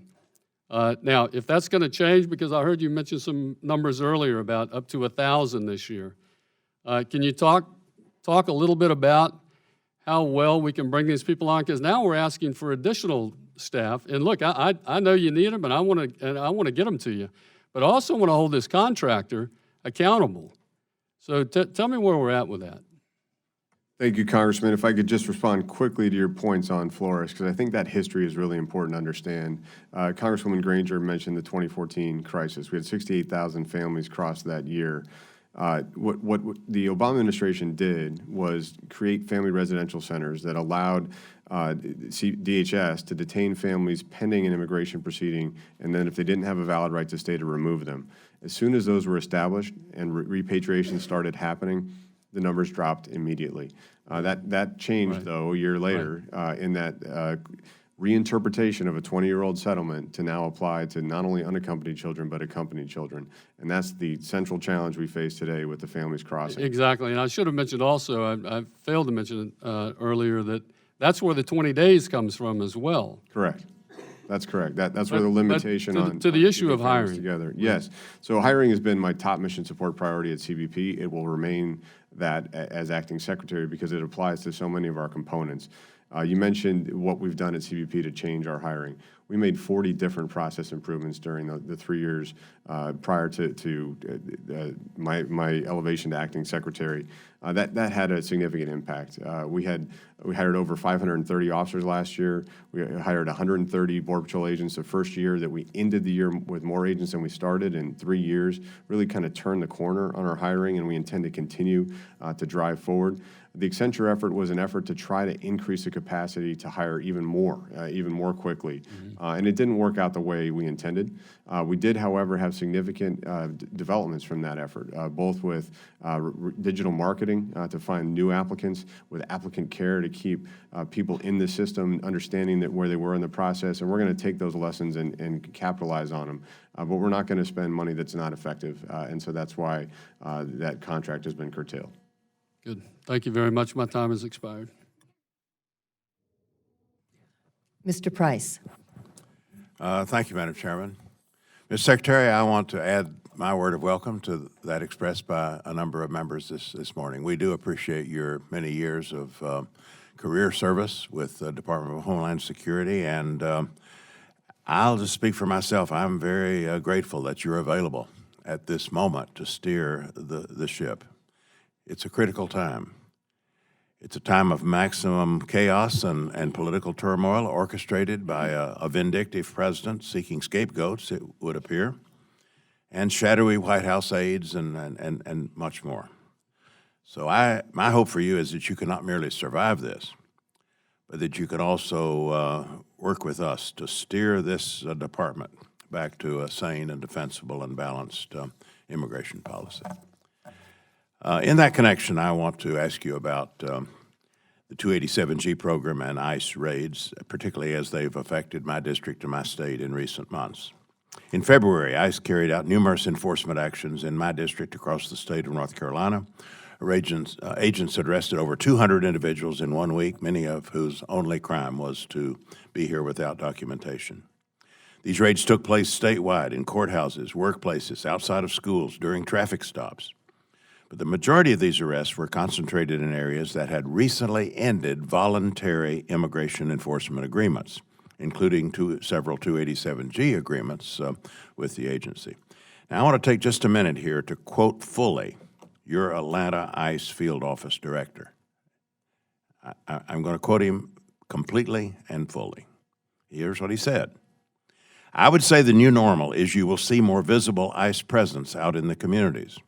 The increase in raids is a product of some of the policies that have been enacted within the state with respect to Mecklenburg County, Durham, Wake County, Orange County.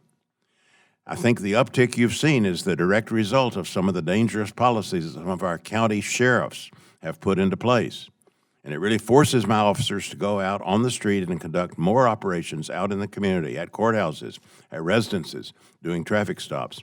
This is the direct correlation between the sheriff's dangerous policies of not cooperating with ICE and the fact that we have to continue executing our important law enforcement mission. End of quote. Well, I was appalled to hear these arrests justified as the direct result of several counties lawfully ending their engagement in voluntary immigration enforcement agreements with the agencies. And you know they're voluntary. Multiple courts have ruled that these agreements are in fact voluntary, to be entered or exited according to the best judgment, the discretion of local authorities. So that leads to my question. Can you tell me, is it department policy to conduct more enforcement operations in localities that have recently ended 287G programs?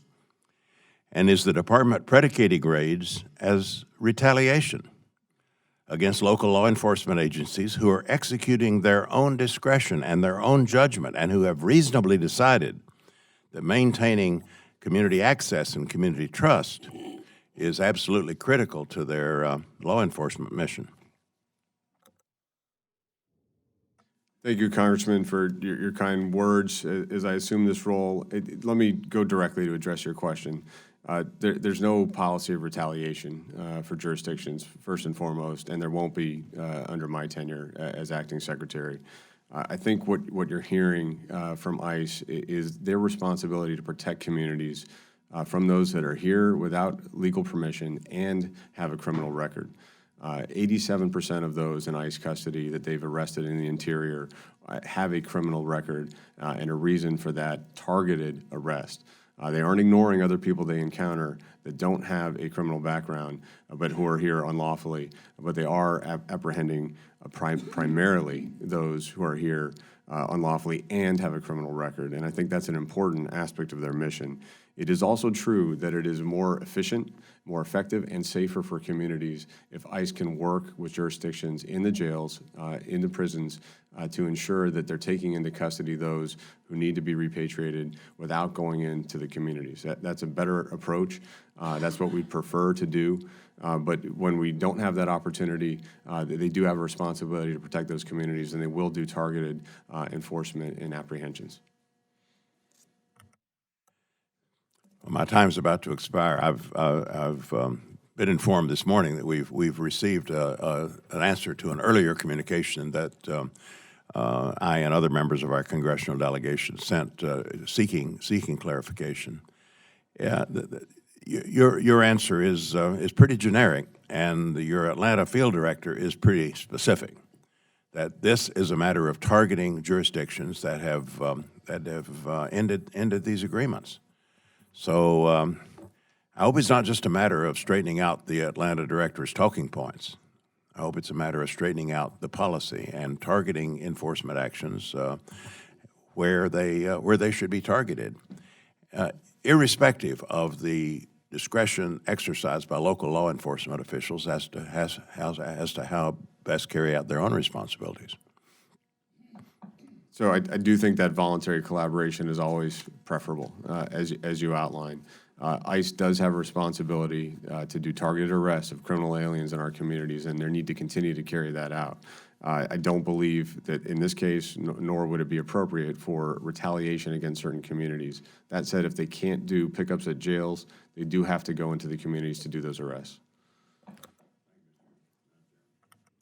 Mr. Palazzo.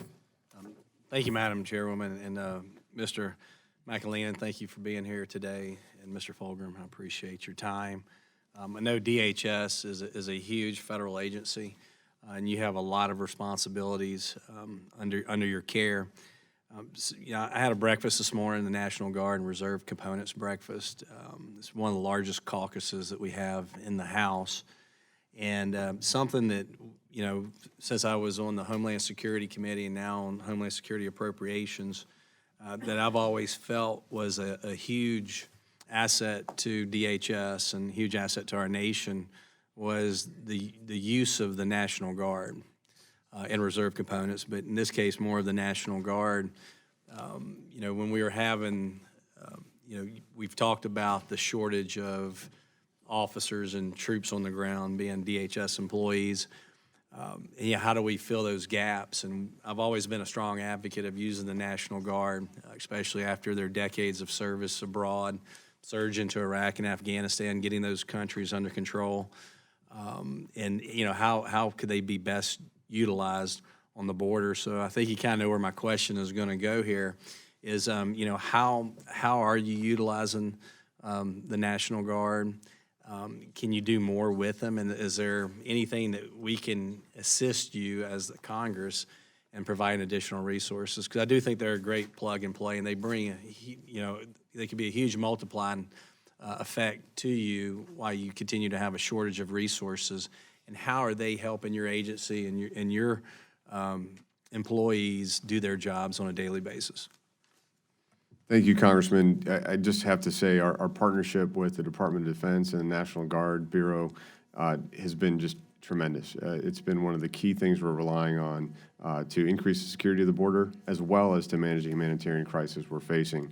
A week and a half ago, I was in Rio Grande Valley at a midnight muster, and I looked out at that group, and we had obviously a lot of green uniforms at Border Patrol Station, but we had 8 different color uniforms, including a tremendous contingent of National Guard. And that's how we're getting a handle on this crisis, both from a border security perspective and humanitarian perspective. So we've had them alongside us on the border for over a year under this administration, under Operation Guardian support. What they're doing is providing the ability for Border Patrol agents to get back to interdicting and stopping people from crossing unlawfully by increasing our surveillance capacity, by increasing our administrative capacity at the stations, and really that partnership's essential for us right now. Right now, we're looking at expanding that to help us with some of the transportation and logistics missions that are critical to, again, freeing up agents to do their law enforcement functions effectively, as well as just increase our overall capacity given the volume challenges we're facing. That'll continue to be a focus of mine at the DHS level. Already met with Secretary Shanahan on these issues, and we're expanding our partnership in the coming weeks. So I just want to thank you for your support for the National Guard Bureau, and we can't do, I've talked to Governor Abbott about it as well. The Texas Guard is absolutely one of our best partners border-wide, no question. So thank you for that continued support, and we'll continue to rely on our partners. Well, that's good to hear. I think hopefully recruit some of them.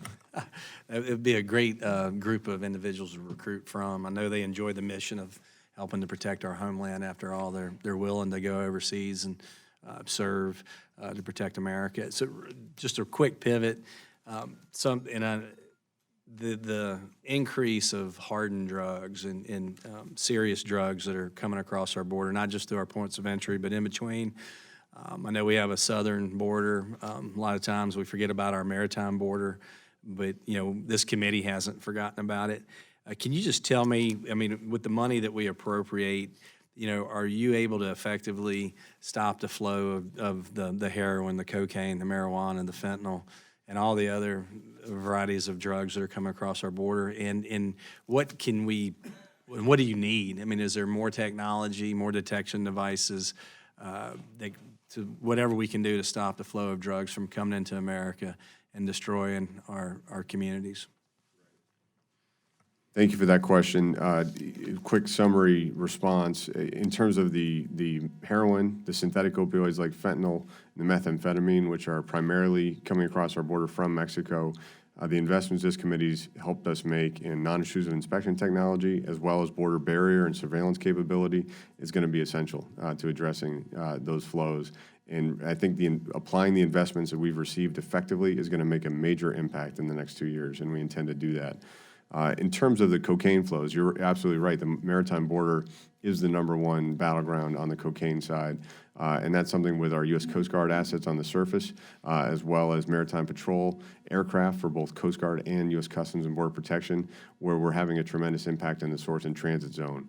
Very concerned about increased production in the Andes right now, both headed to the U.S. as well as to Europe and Southeast Asia. But again, it takes a balanced and integrated set of investments, and the investments in the Coast Guard fleet is going to be essential to maintaining our capability in that area as well. Glad to hear you say that. My time has expired, so I yield back. Thank you. Ms. Ming. Thank you, Madam Chairwoman. Thank you, Mr. Secretary, Mr. Undersecretary, for being here today. Congratulations to you on your new role. Wanted to ask about ICE arrests at courthouses.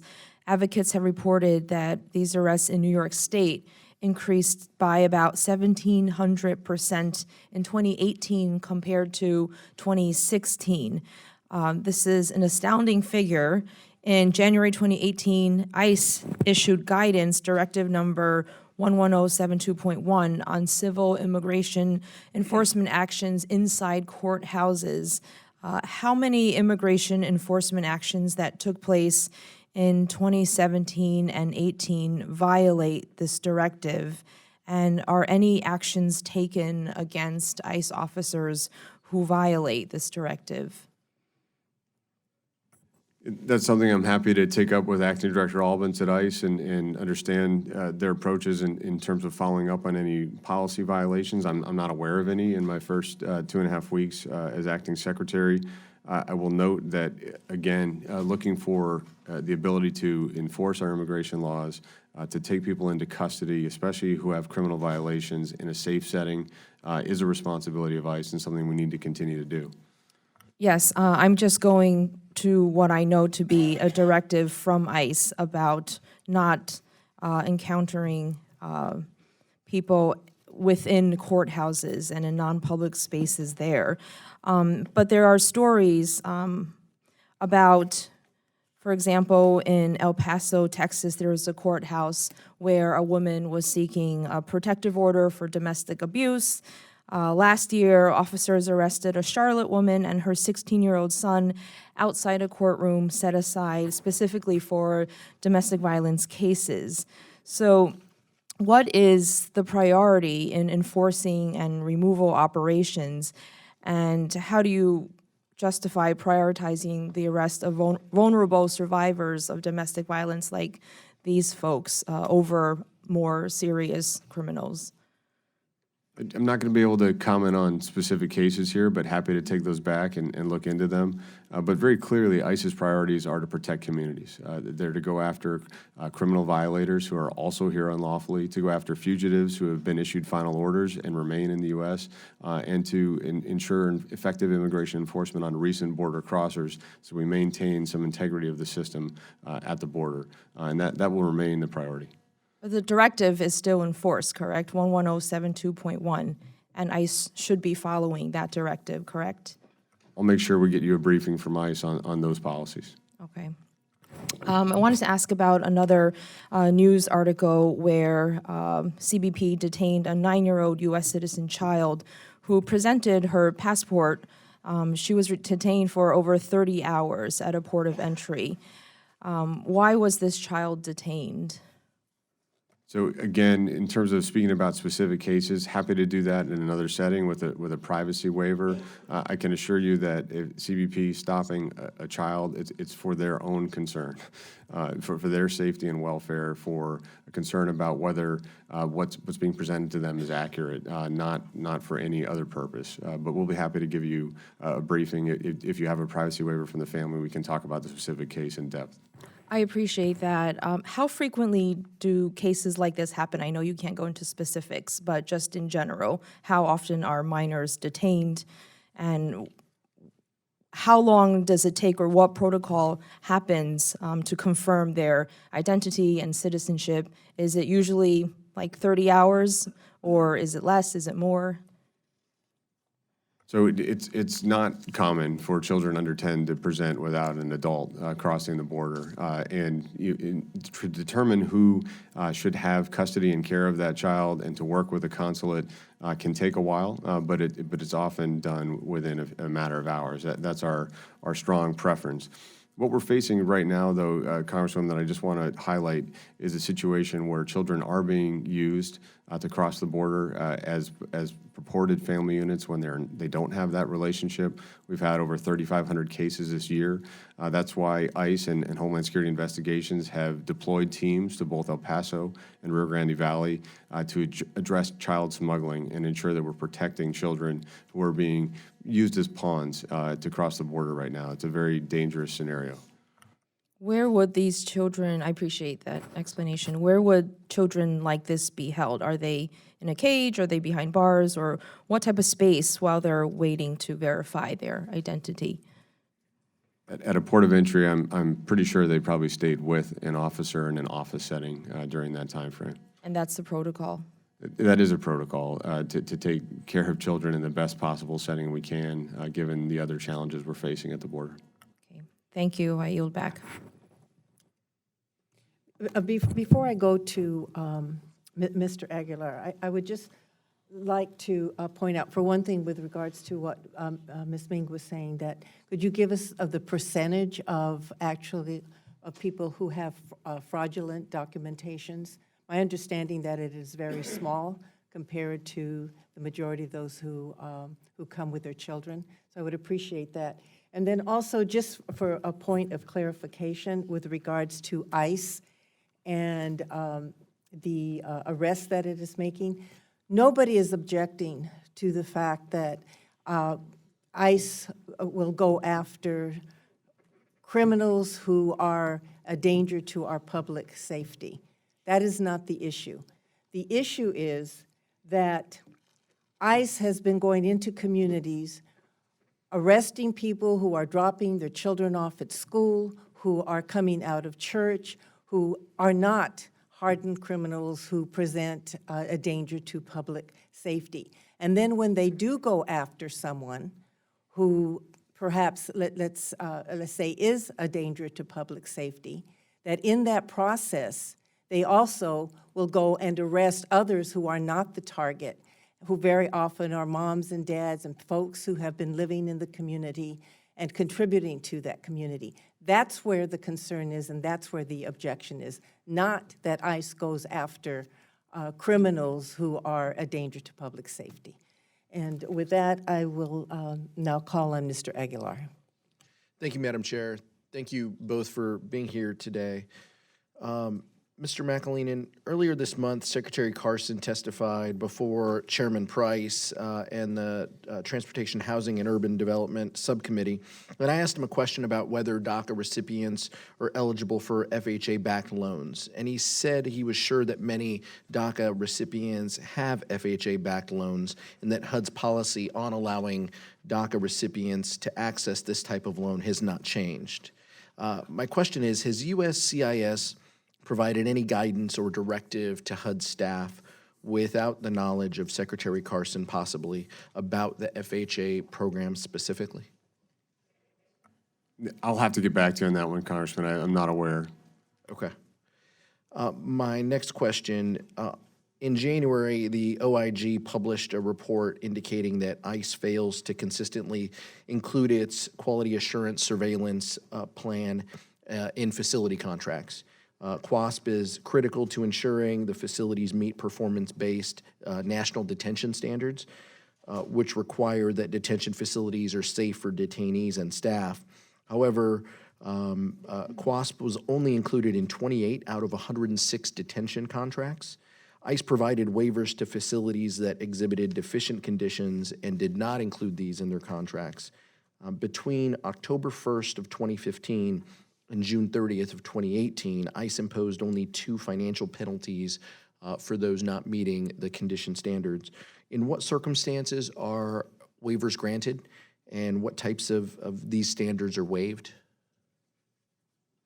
On this one as well, Congressman, I'll have to get back to you and get a briefing from ICE on the standards. I can tell you from sitting side by side with ICE counterparts over the last several years, looking at bed space issues, looking at expanding contracted bed space available, the standards both at the very beginning of that contract and repeatedly assessed are absolutely critical criteria that they are facing as they establish increased capacity. And from my perspective, it's addressed very assiduously in their management and oversight. It's addressed in the sense that they're trying to meet the bed space. I understand that. I guess what I'm trying to understand is you are going through that contract phase, it seems that based on these metrics, more waivers are being granted toward standards. So we're going to continue to hear stories about individuals and facilities not in current standards if your growth is going to require waivers that waive standards for this care. Actually, what I was emphasizing is that they haven't been able to take advantage of facilities that are available because they're not going to meet the standards. And seeing them make those decisions, from my perspective, it seems like it's one of the main concerns in any sort of expansion. But we'll get you the detailed briefing with ICE. I understand. Okay, you're saying that there would be more contracts if they relax those standards. Okay, that doesn't quite mesh with 28 out of 106 detention contracts having this waiver. It seems like they're doing quite their fair share of waiving things in order to expedite the process. But I'm happy to gain more knowledge on that. Mr. Acting Secretary, in February, ICE confirmed it was jailing 100 transgender people in 20 different immigration jails across the U.S. Immigration detention is notoriously dangerous for transgender and LGBT individuals. I sat with an individual in El Paso on our recent trip with the chairwoman who was LGBT, and he expressed that he willingly violated the work requirement. He was willing to work a lot more hours in the day just so he could, because he worked in the law library and he felt comfortable there. He was willing to work more than 40 hours, more than 12 hours a day, just so he could have that better peace of mind. In 2017, a congressional inquiry revealed that LGBT individuals in ICE custody are 97 times more likely to be sexually victimized than non-LGBT people in detention. What steps is, in 2015, recognizing these vulnerabilities, ICE issued a memo that entitled Further Guidance Regarding the Care of Transgender Individuals, which includes recommendations. What steps can ICE take or should ICE be taking to ensure that there's a minimum number of facilities that are modified pursuant to care under that existing memorandum? And has ICE provided any training or guidance to staff at these detention facilities? I apologize, Congressman, given 2.5 weeks in, I have not had the chance to go over all of these oversight policies with my ICE counterparts here. What I can tell you is that for DHS writ large, protecting all populations in our custody is our commitment. Any type of sexual violence is unacceptable. It needs to be prevented, investigated, followed up on under the Prisoner Rape Elimination Act, and so forth. I can tell you at CBP, the sensitivity with these populations was taken very seriously, including separate detention cells at San Ysidro Port of Entry, where we have a large transgender population presenting, as well as considering that status in parole decisions to ensure people are safely held. So I'll look at that with ICE as well, and again, maybe we could add that to the briefing that follows up on your first two questions. I'm happy to, and I think that that's the right answer. We have the right guidance here. What we need to make sure is that it's implemented correctly, and what we're seeing is that these things sometimes that my colleagues have mentioned, the implementation is the lacking piece. Thank you, Mr. Secretary. Ms. Wasserman Schultz. Thank you, Madam Chair. Mr. Secretary, I want to share with you a brief story about a fellow South Floridian, Mr. Walter Gosser. Walter moved to Miami from Peru in 1989 and got a job at a construction company where he worked hard to provide for his family. His employer was so impressed with his work that they offered to sponsor his visa. But the company unfortunately went bankrupt, and Mr. Gosser's application was consequently denied. In 2016, the company opened up under a new LLC, and Walter asked his attorney to petition for his case to be reopened, even though it meant having to meet with ICE agents who would monitor him on a routine basis.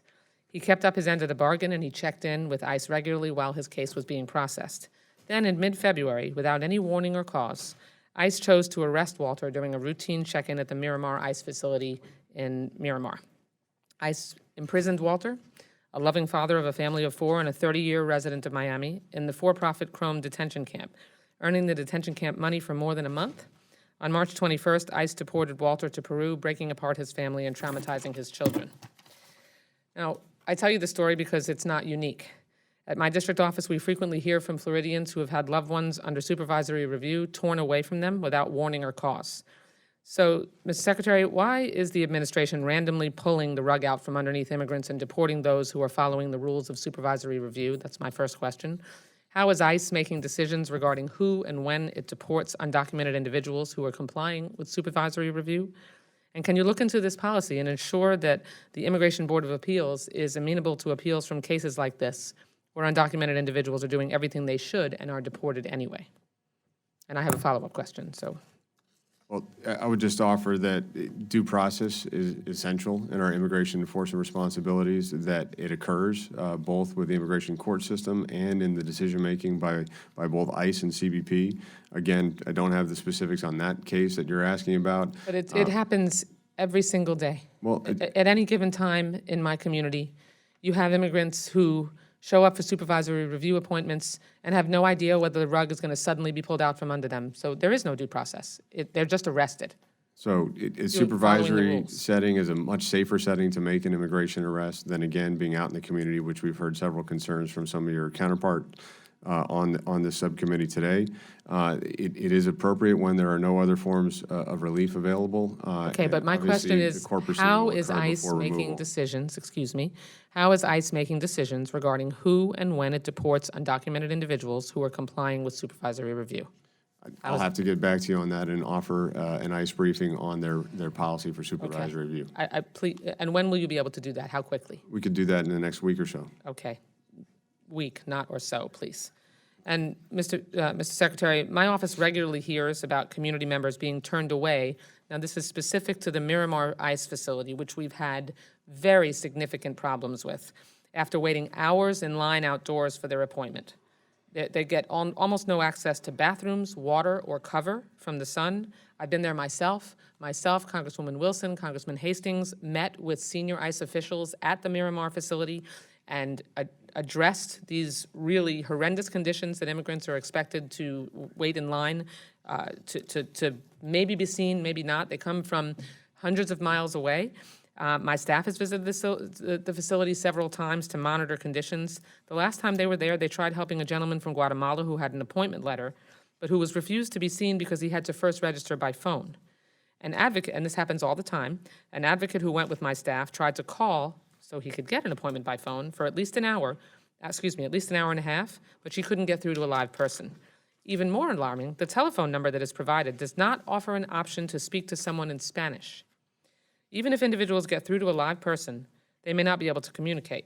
My staff has seen individuals come from Naples, West Palm Beach, Fort Myers, and Homestead. Miramar is in Broward County, and not all of them have a phone or a car, which makes coming to the Miramar facility a financial burden. The system seems designed to frustrate immigrants and make them waste time and money. Why is ICE making life hard as possible, and why have they not corrected the gross and horrendous conditions that immigrants are expected to be able to be subjected to? And when is it going to be corrected? Because I've already been promised that these conditions would be corrected, and they have not been. There needs to be cover. This is a parking lot, a very small parking lot that they stand in the broiling sun. There is no water. They are not allowed to use the bathroom except occasionally in the office building. We were promised it would be fixed, and it has not been. When is it going to be corrected? I'll be happy to look into your concerns and get back to you forthwith. Okay, but I don't want to be looked in the eye again and told that these problems are going to be corrected, and they're not corrected. This is inhumane. Besides the fear of having the rug pulled out from under them for showing up and following the rules, on top of that, to bake them and their children in the broiling sun and not let them use the bathroom and treat them like animals rather than people is unacceptable, and it must be fixed. We'll get you a clear answer to your concerns, Congresswoman. Thank you. I yield back the balance of my time. That completes the first round of questioning.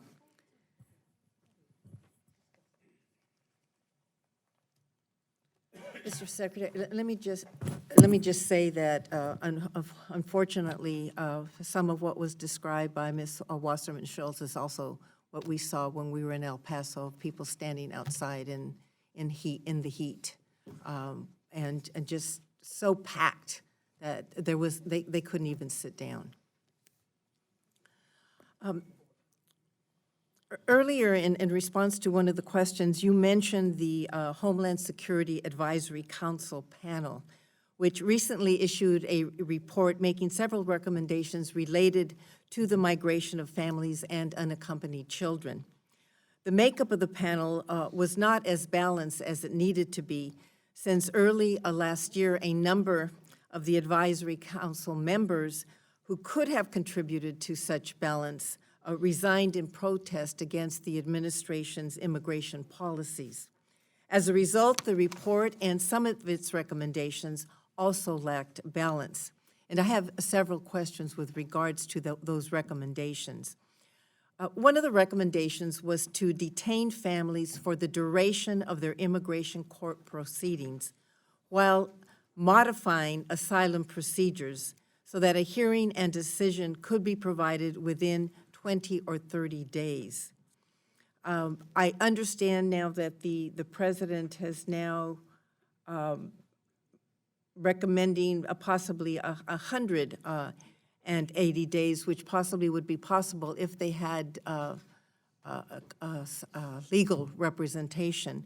But based on the recommendations of the panel, in your opinion, do you think 20 to 30 days isn't enough time for migrants to find legal representation and prepare their asylum case, which could require the collection of documents from their country of origin? So just on your first point, Madam Chairwoman, I have full faith in this panel.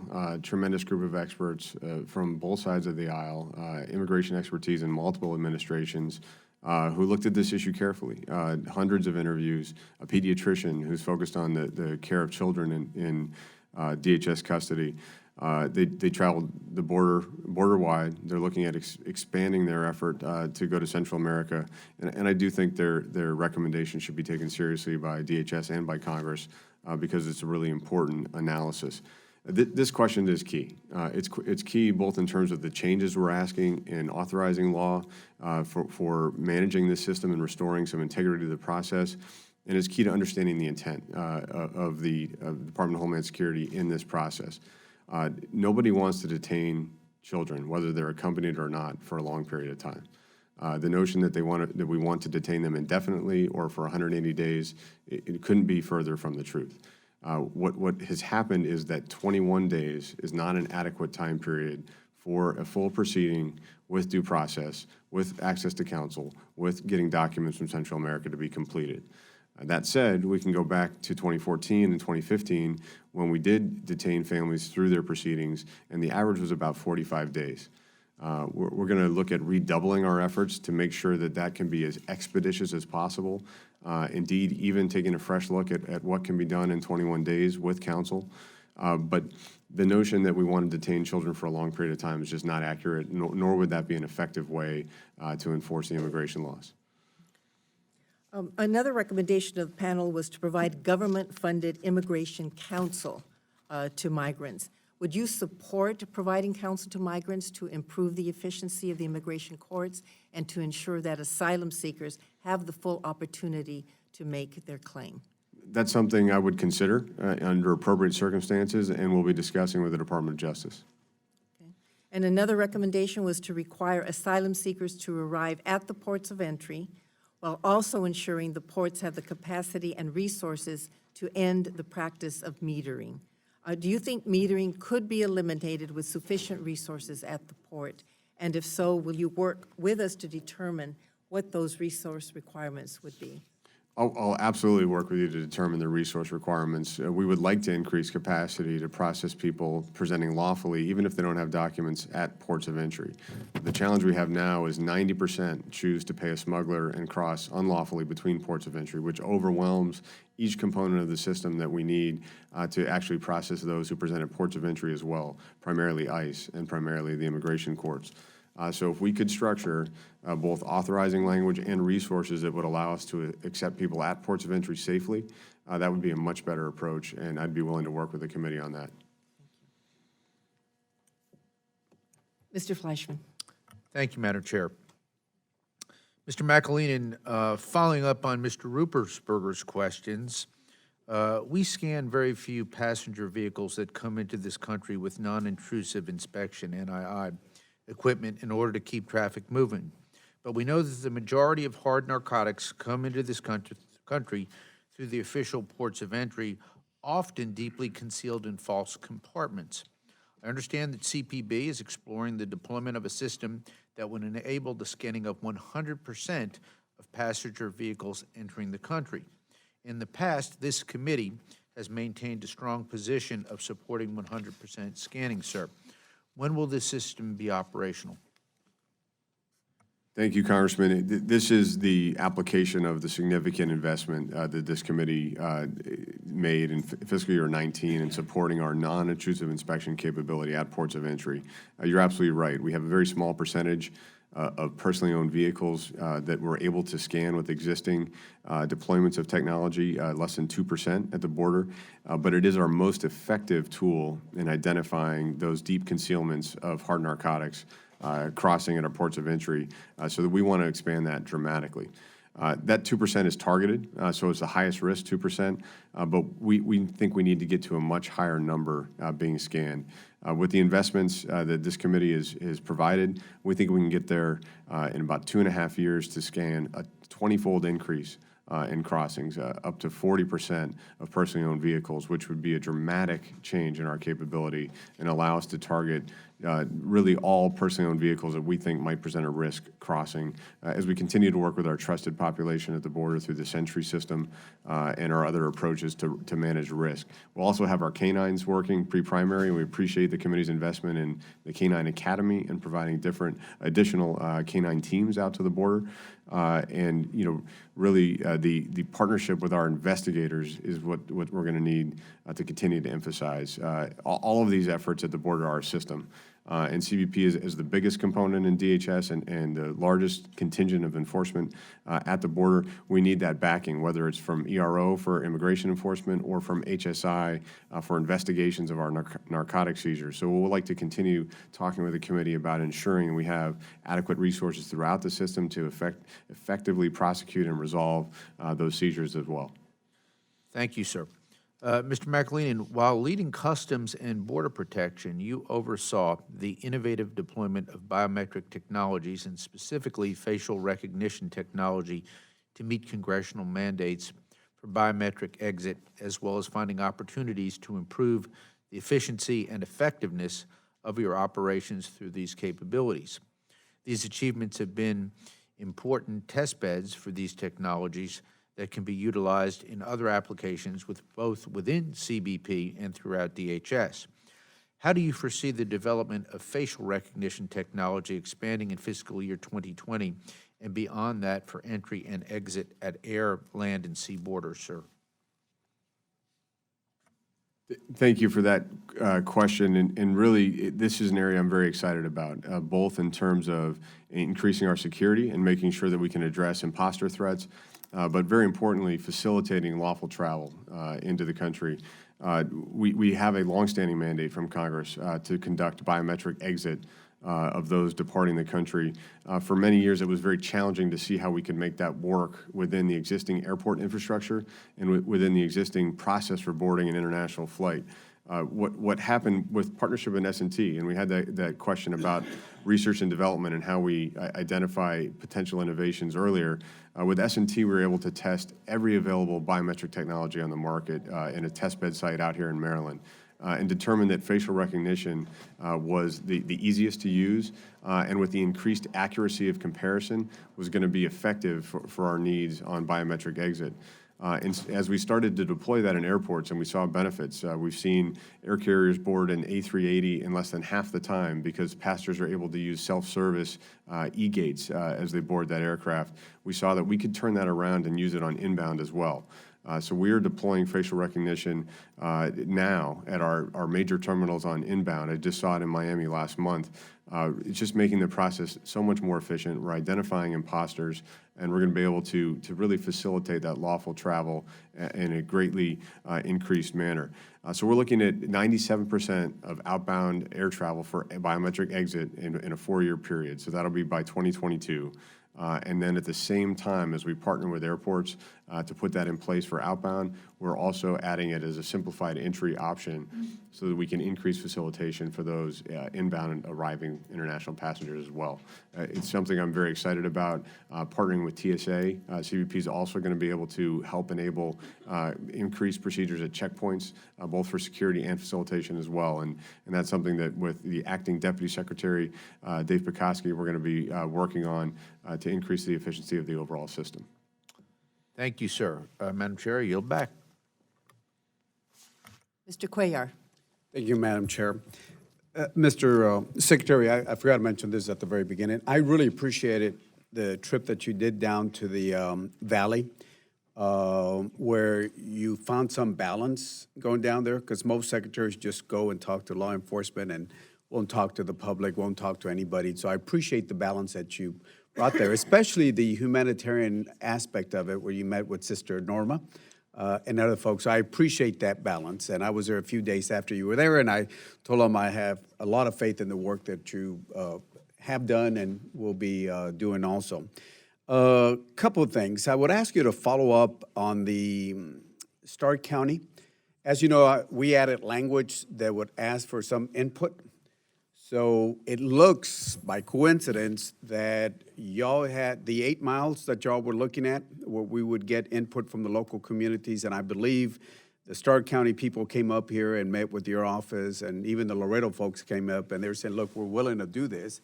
And what did you all do in Stark County? They said, instead of 8 miles, we're going to get rid of 4 miles, and it happens to be that those 4 miles are within the city limits where the language applies. So it's looks like somebody's trying to circumvent the legislative language that we added that was very simple, input. Might be a coincidence, but I would ask you to take a look at that, number one, because, I mean, nothing wrong to get local input as to the design or the alignment of the infrastructure. Then the other thing is, I was in Mexico City with folks from Pelosi's office, the Ways and Means. We were there on labor reform, what the Senate, and they just passed it yesterday. And I just happened to be with Don Natayo Guillen, which I think you know. He's the head of the Mexican Migration Institute. And it just happened to be at that time, 1,300 roughly, mainly Cuban prisoners had escaped. He and I spoke, and I'll be very straightforward what I told him. I said, I think those folks that escape should be reported to CBP as people that violated the law down there in Mexico, and that should be taken in consideration when they ask for asylum. My personal opinion on that, but I told them they should contact Homeland on that. The reason I'm bringing all this up is because I think we need to give Mexico a little bit more credit to what they're doing down there. And any work or any help that you can give them, because they don't want to be seen as doing America's dirty work, to be quite honest. But they are trying to do their part. In talking to him and talking to the chief of staff for the president, Mr. Alfonso Romo and other folks, they are hoping that they can detain and return 600 to 800 people a day. Let's say 800 people a day. Those are 800 people a day that will be coming to the U.S. That's about 24,000 individuals a month if they continue to do their work. So I do want to see how we can help them. You know, in the humanitarian area, biometrics in the southern part with Guatemala. Ask you to do everything you can because, again, we have to give Mexico the credit that they're doing. And there are, unfortunately, some people don't do that, but I think you understand the work that they're doing. So I would ask you, one is the language that we added in Stark County and make sure there's no circumvention. And number two is what can we do to help the Mexicans? And by the way, I've invited Mr. Guillen and other folks, and they want to come here, and certainly I'm sure you're going to meet with them. And I asked them if they can meet with some of the folks here at the Capitol. And again, thank you for bringing that balance to the board. I'm very appreciative of meeting with Norma, Sister Norma. I very much enjoyed meeting with the mayors in Rio Grande Valley as well as Sister Norma Pimentel and some of our NGO partners on the humanitarian mission. That's essential. Absolutely, we'll follow the provisions of the law on the wall and the consultation with local communities, especially in Starr County. We'll get back to you on any concerns on circumvention of that. You mentioned our partnership with Mexico. We can't manage a regional phenomenon without a close partnership with really the main transit country now in Mexico. Historically, they were a source country of migration. Now they're primarily a transit country and sometimes a destination country. So that's a big change in terms of their policy approach. I've met with Tonatiuh Guillen at NAMI several times already in his tenure, as well as his boss, Secretary Sanchez, and we're going to continue that partnership. 600 to 800 interdictions and repatriations on the Mexican southern border is an important step. I do give them credit. That is about 25 to 33% of the crossings that we're seeing daily from Central America. And really what we're encouraging is addressing the smuggling organizations that are preying on families and children. And that's something that I think we have close policy alignment between this administration and the Mexican administration. We do not want people to be paying smugglers. We do not want people to be in dangerous situations trying to head to our border. And I think that's an area we're going to continue to partner closely with Mexico on. Thank you. Mr. Rutherford.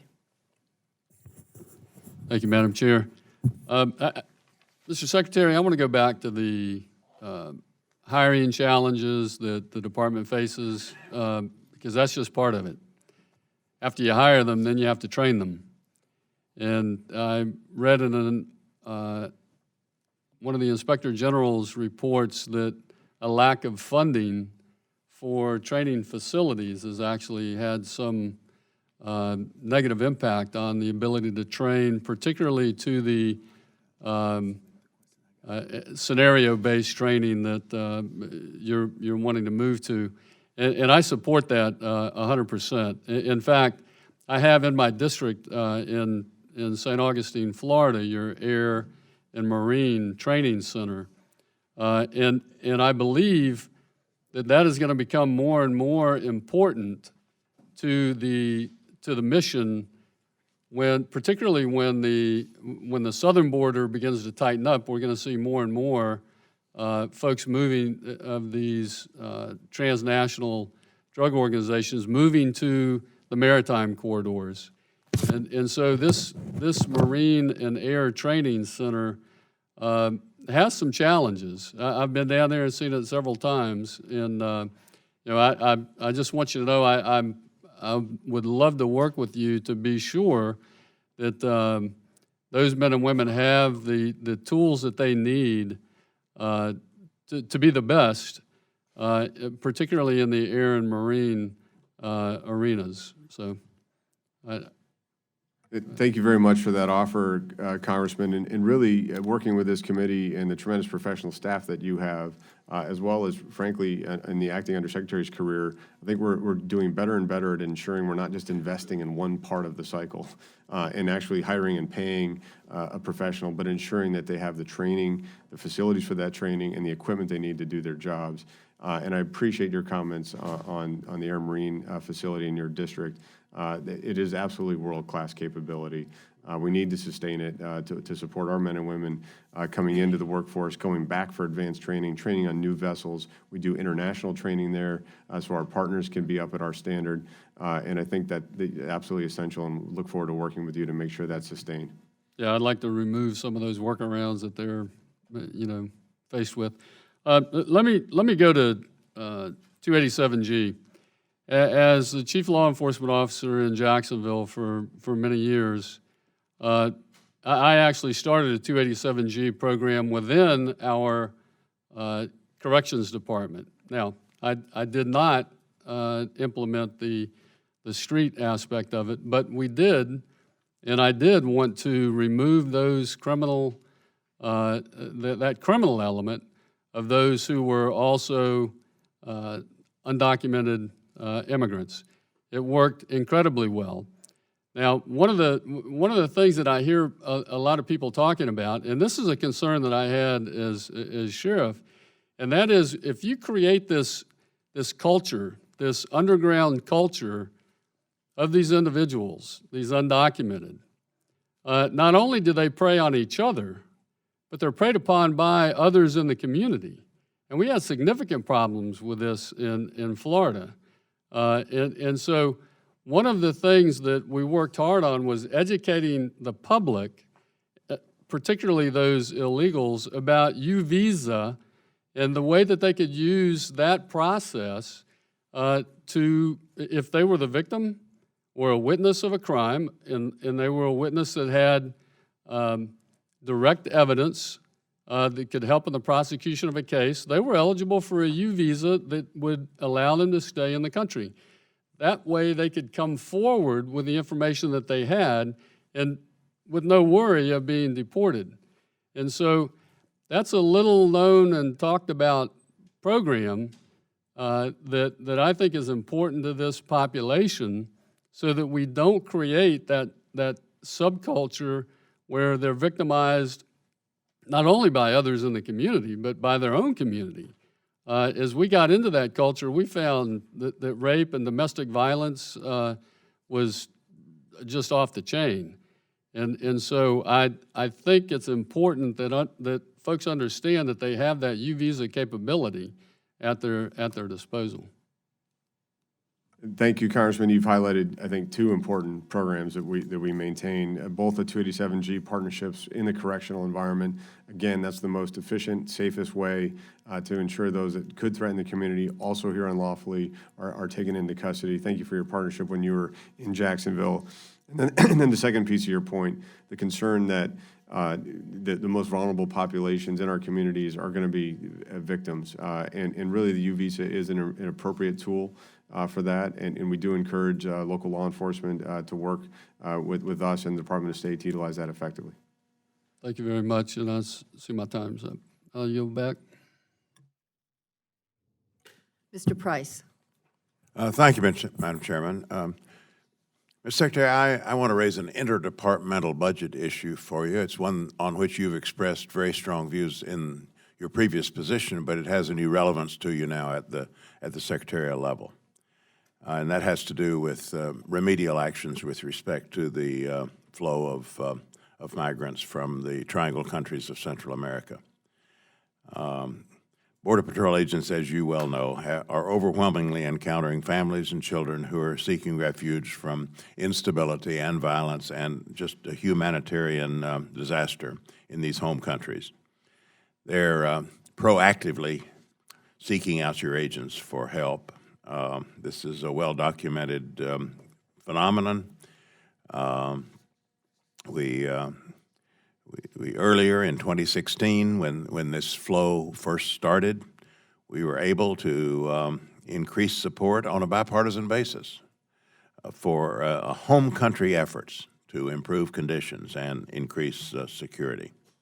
And as you well know, this isn't mainly a border security issue. Militarizing our border or erecting a wall, that's not going to stem this tide of refugees and asylees. They're turning themselves in. Our approach to border security needs to start 1,500 miles south. Now, you've previously briefed this subcommittee, specifically on March 12th of this year, on just that, on how improving conditions in Central America is a key component in solving our own humanitarian crisis at the southern border. I remember at the time thinking this was encouraging. The briefing addressed what you called push factors and the care for vulnerable populations. And number one, you placed the matter of support for Central American security and prosperity. Address the push factors, I'm quoting here, address the push factors by fostering economic opportunity and reduced poverty and hunger. Well, this administration hasn't gotten that message.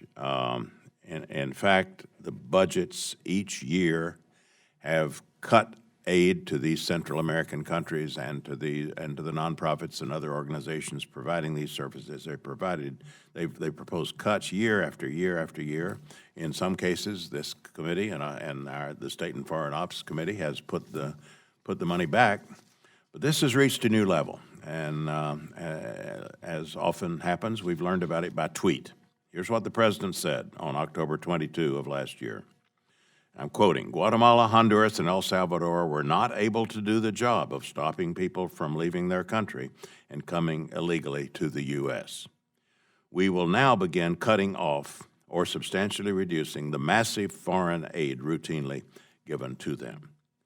In other words, the experiment's over, I suppose, and we're now going to punish these countries for not solving their problems and cut off aid completely. And as you well know, the State Department is now looking to suspend the aid in the pipeline from 2017 and 2018 to these Northern Triangle, not to the governments necessarily, but to the organizations doing this good work. So you can imagine my questions about this. Does one department talk to the other in this administration? Do these cuts square with your previously stated goals of supporting Central American security and prosperity? What are you doing at this moment to make your views known? If your views remain the same, what are you doing to make your views known to the White House and OMB and the man at the top? Thank you, Congressman. As I've told this committee before and expressed publicly at multiple points, this regional phenomenon requires a multifaceted strategy that addresses not only the border security investments that we've talked about extensively this morning, but restoring integrity to the immigration system and addressing those vulnerabilities in our law. Those are the two things that we control on the U.S. side. But it's also going to require our regional partnerships to be enhanced. And that's with Mexico, as I just answered with Congressman Cuellar, as well as with Central America. And I don't intend to stop working with Central America and have not been suggested that I should. My first week as acting secretary met with the Minister of Public Security from Guatemala, talking about joint operations against human smugglers and transnational criminal organizations that are exploiting the Guatemalan populace. But I do respect the Secretary of State's views as well as the President's that if we're going to provide aid to Central America, it needs to be targeted, it needs to be effective, it needs to advance American interests and actually reduce the root causes of migration. But it doesn't necessarily need to be zero. And we need accountable partners to make sure it's effective. So I'll be working within that process to advise alongside Department of State on programs that I think can make an impact for consideration at the White House. And I'll continue to give my best advice to my leadership on the appropriate way to manage this regional problem and phenomenon. Thank you. As I don't need to underscore probably that this is of course, newly relevant to you now in your role as secretary, and I hope you'll use this opportunity to push forward what your view in the past has been as to how to approach this challenge. Thank you, Madam Chairman. Mr. Aguilar. Thank you, Madam Chair.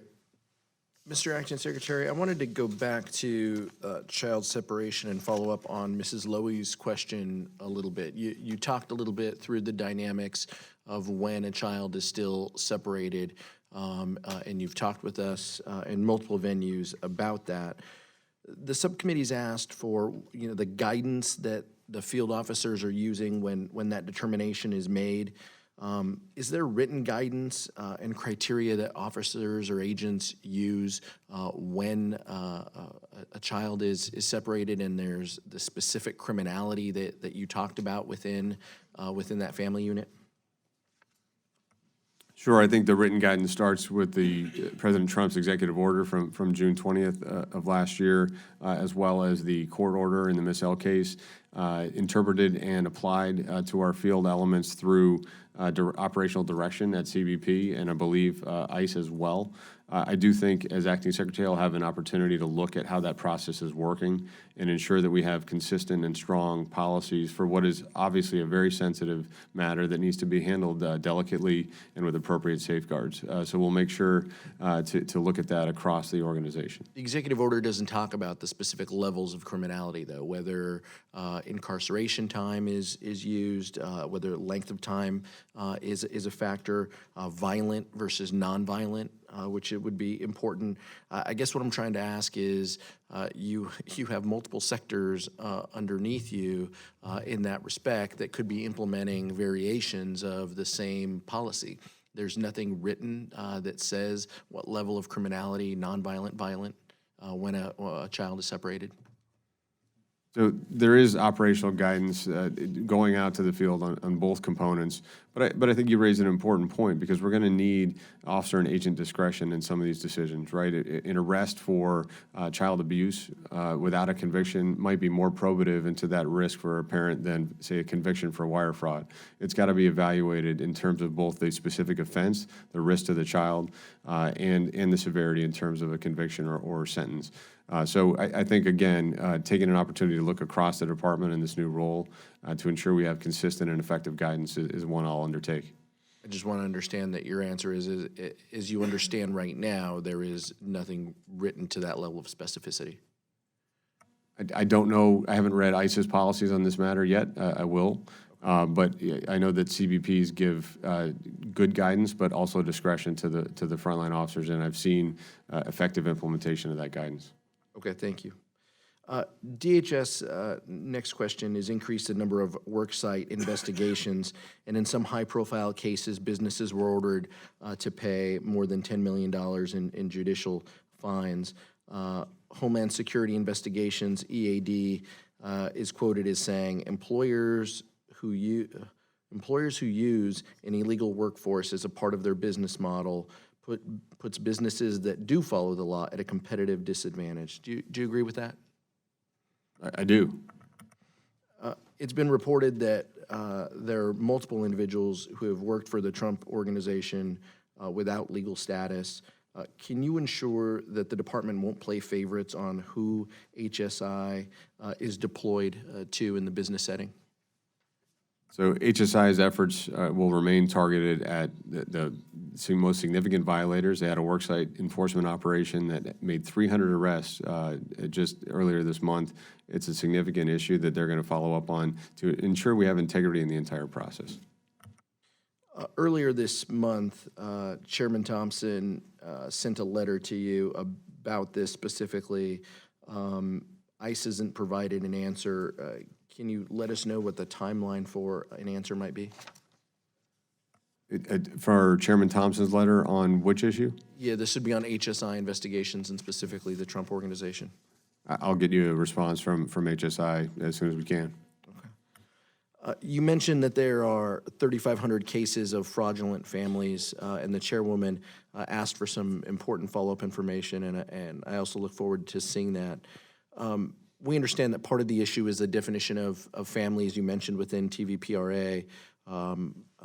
Can you give us some clarity on what fraudulent families you're talking about? Does this apply to aunts and uncles, for example? Under your number of 3,500, would it be considered a fraudulent family if an uncle brought a minor with them? Is that the largest part of the fraudulent family, I guess, bucket that you described? So this is going to be an area of intense focus for the department in the coming weeks and months. We're going to learn a lot from these HSI teams that have deployed to El Paso and Rio Grande Valley. They're bringing forensic interviewers. They're bringing biometric capability to try to ensure that we establish those family relationships with clarity. What I'm very concerned about right now, Congressman, is we don't have the time, given the volume and flow, to do good interviews with each family that's crossing. And so I'm very afraid we're missing cases where there's not a clear family relationship. But to your point, we need to establish a clear definition.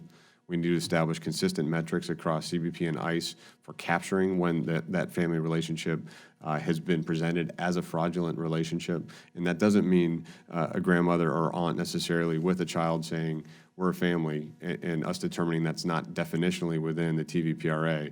I wouldn't call that fraud. So I think we need to be very clear in what we're reporting to Congress, clarify our metrics, but also have a significant focus on this with both CBP and HSI working in tandem to identify and address people that are presenting as families when they're not, especially if they've brought a child across more than once. And we have seen that in a number of cases that HSI is working right now. Thank you. Thank you, Madam Chair. Okay, that completes round two, and I do have a few more questions that I would like to ask. And one of them has to do with following up on what Mr. Aguilar mentioned and an earlier round of questioning that has to do with the reports of the OIG and the GAO reports that were quite damaging with regards to unacceptable standard conditions at ICE detention facilities.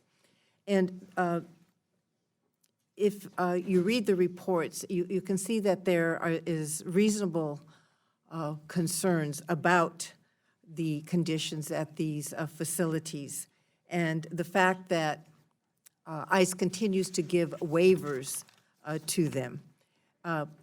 One of the things that was cited by the Office of the Inspector General was that ICE has no formal policies and procedures to govern waivers, and that I'm hoping that under your leadership that you will be able to make some progress in making sure that they do create formal policies and procedures to govern those waivers so that they're just not haphazard, and that we will have an ability to look at the waivers against those policies and procedures. In the FY19 bill, we provided resources to the Office of Professional Responsibility to hire new detention facility inspectors with the goal of increasing inspections from once every 3 years to twice per year. Can you tell us what the status of that hiring is, and when you think ICE will reach that inspection frequency, and by when can we expect to see the policies and procedures that will govern those issuing of waivers? Thank you, Congresswoman, for those questions. First of all, we are hiring the detention audit officers. We hope to get about 30% of the goal in the remaining time in this fiscal year, and then get to the full level that was funded as quickly as possible. I can tell you from the CBP perspective that there are a few areas that we worked more carefully to oversee than how we care for people in our custody and what our facilities look like, both with the IG, our Civil Rights and Civil Liberties Office at the department, with some of the court-ordered oversight, as well as internally with CBP, the Office of Professional Responsibility, and the Management Inspections Division, as well as hiring an independent outside auditor to inspect our facilities and make sure that we're doing it on a variety of notice and no notice so that we can manage those conditions effectively across all of CBP facilities. I will look at the ICE policies. I'm not familiar with their waiver policy at this point, but I will dive into that in my role. But I can tell you that we are hiring the audit officers that have been supported by the committee, and we'll continue to prioritize that.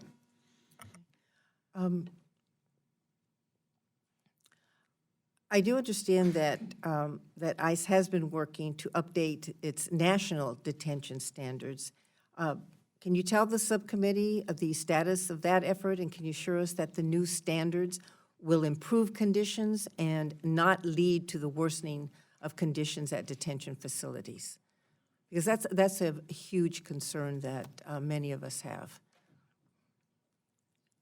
I can assure you that they won't worsen standards of care in facilities, but I will absolutely work with ICE on any revision of their policy. I can tell you that the last 5 years have been a period of increased standards across the board for detention and care of people in DHS custody. That's something we'll continue to work on from my perspective in the new role. And my hope is that as those policies are being determined, that we will have an opportunity to see them before they actually are instituted. We'll make sure to brief your team and you, Madam Chair, if you'd like, as well as work with our oversight within the Department of Homeland Security, the IG, Civil Rights and Civil Liberties, to make sure that our standards are appropriate.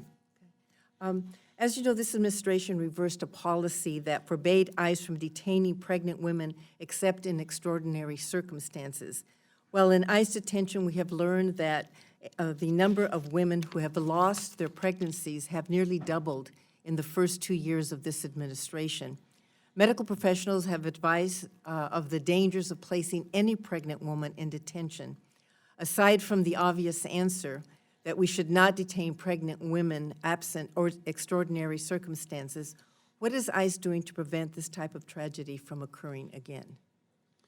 It's another area where I'll be working with ICE. I can tell you that medical conditions of people in custody are taken into consideration, including pregnancy, including late-term pregnancy, as a factor in whether to do a parole release or to make a custody determination. Well, health professionals tell us that inadequate health care services have been a major contributing factor to these tragedies. And when we asked about a stillbirth at the Port Isabella facility, ICE told reporters that it wasn't aware of any concerns regarding medical care of pregnant detainees and that stillbirths are rare. And it's responses like this that greatly concern me and others, because it appears that ICE is not taking these issues seriously. So I guess my question to you would be is, how do you plan to address this, and what can this committee do to support your efforts in this regard? My experience with ICE is that they do take these issues very seriously, but that said, as commissioner, I focused on it. We got better at CBP. I will do the same as acting secretary. And then finally, I want to go back to the El Paso and McAllen facilities, where we provided $192 million for a new Border Patrol Processing Center. And it was $30 million for improvements to the existing processing center in McAllen. And it is my understanding that you are revising the requirements that are moving forward with these modular structures. So what is the status of each of these projects? And can you describe how conditions at the El Paso facility will be different than those at the McAllen facility? And what changes are you planning to improve the McAllen facility? Sure. So these are the two major sectors that are facing the significant arrivals of family units and children, as you know, and you've been to both, Madam Chairwoman. So what we wanted to do with the Central Processing Center is create a central place where we could bring families and children to not have them in Border Patrol stations. What we're going to be able to do with El Paso that's different than what we have in McAllen right now is a purpose-built center from the beginning, designed based on our lessons learned over the last 5 years with this new phenomenon of children and families coming across, both in terms of how the interior is designed, how it looks, but also for the functionality, for the medical care, for the showers, laundry, kitchen facilities that we need to appropriately care for families in our custody. So that's going to be different from the beginning. That said, we also want to renovate the McAllen facility. We're going to take out the chain link. We're going to have partitions that are more appropriate in terms of appearance as we protect families in our custody. But we're also going to ensure that the transportation flow, both the ability to securely move people in and out of the facility is improved, as well as the shower facilities there. In the meantime, though, we're not waiting. We are using our appropriated funding to establish soft-sided facilities to provide a better situation for families and children right now in those two sectors, given the extensive flow that we're facing. Okay. Well, we really do want these new processing centers to be successful. And we're hoping that there'll be some creative thinking in these facilities. For instance, could you have child welfare professionals at the center and perhaps in the Border Patrol stations who could speak Spanish and have expertise in conducting forensic interview with kids? That's absolutely something we're looking at and did establish with our own operational funding last year in Rio Grande Valley. It's a limited application, but we intend to look at all elements of care for those in our custody to make sure that we're doing the best we can during that hopefully very short time they're in a Border Patrol facility. Okay. Another,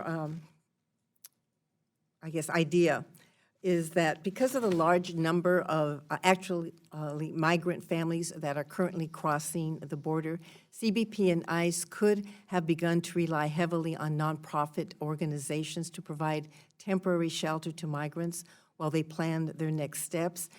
Would it make sense to have shelter representatives co-located at the central processing centers to help migrants start working earlier on their travel plans? That's a potential option. From my experience, both in El Paso and in Rio Grande Valley, the coordination and communication is daily. It's constant to ensure that the NGO community understand how many people are coming through, what requirements we might have to safely manage that, and to partner effectively.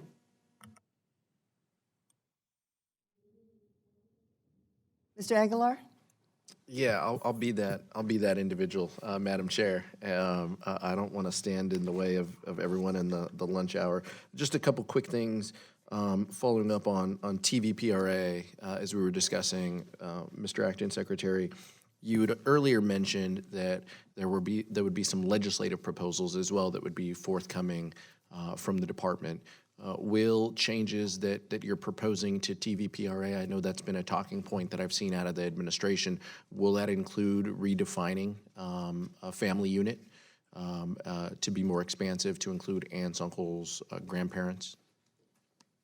I think that's something we could discuss with Congress in the context of improving TVPRA to eliminate the double standard that now applies for unaccompanied children coming from contiguous countries, Mexico and Canada, versus non-contiguous countries. We've heard from the governments of Central America saying that we have an interest in our unaccompanied children who have made their trek to the border. We'd like to be able to provide a safe return for them, but it's not provided for right now under the TVPRA. That's something we'd like to work on with Congress. But other changes recommended by members of Congress, that's absolutely the dialogue that we want to start, so that we could talk about addressing this problem together and making effective changes to the law to respond to the flows that we're seeing today. But you're talking about the contiguous, non-contiguous. That's what we can expect to see out of the legislative proposal.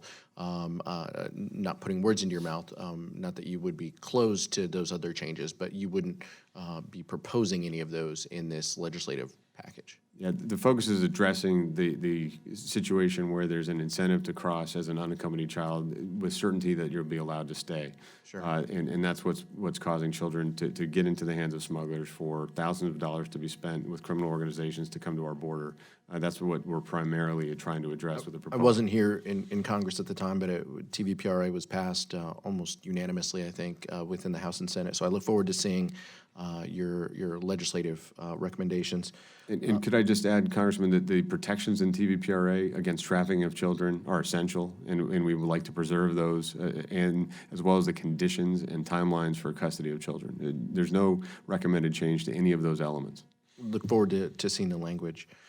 Mr. Secretary, the Congressional Hispanic Caucus was in contact with DHS about the prior secretary visiting for a discussion, and the date was set for May 23rd.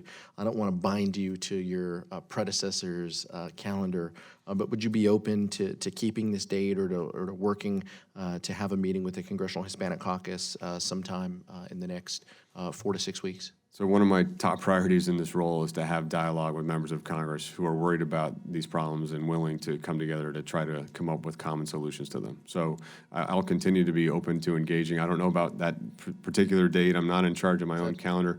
I understand the feeling. But yes, I would like to engage with you and other members of the CHC, no question. Absolutely. I appreciate it. My last question was just getting a little more clarity on the NII that you mentioned. 2% of passenger, you said ramping up to 40%? Correct. By what year? 2021. And then the commercial you mentioned was 16% going to 70%? Correct. But in the same time frame. And we're going to present a full spend plan and program to the committee in the coming months. I appreciate the added questions, Madam Chair. Thank you, Mr. Acting Secretary. Thank you. Let me just say that the Secretary has actually been proactive in asking for meetings, not only with the Hispanic Caucus, but other stakeholders, and we'll be making those arrangements. Thank you. Also, I'm sure you've noticed that we have a lot of issues, a lot of concerns and questions about what is happening at ICE. So I'm hoping that once you're able to be better briefed on ICE and the concerns that have been raised, that we will be able to have another meeting. So if there are no more questions, I want to take this opportunity to thank Mr. Fulgham for his service to our country over the last 34 years as he prepares to move on to a new challenge. After serving 28 years in the Air Force, Chip joined DHS in 2012 as the budget director. He was later confirmed by the Senate to serve as the department's chief financial officer, and I note that he was the last confirmed CFO for DHS. He has since served as the Deputy Undersecretary for Management, the Acting Secretary for Management twice, and the Acting Deputy Secretary twice. Chip, I thank you for the management acumen you brought to the department over the last 6 years.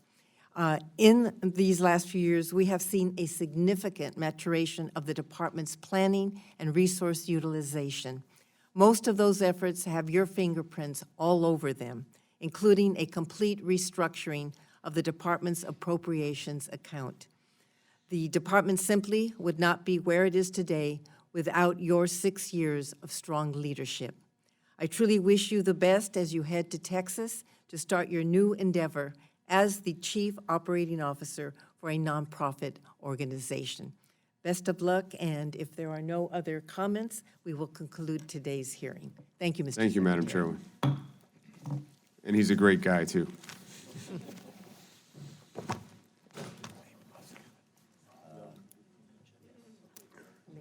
see you. We'll see you then. Thank Okay. you, good job. Okay.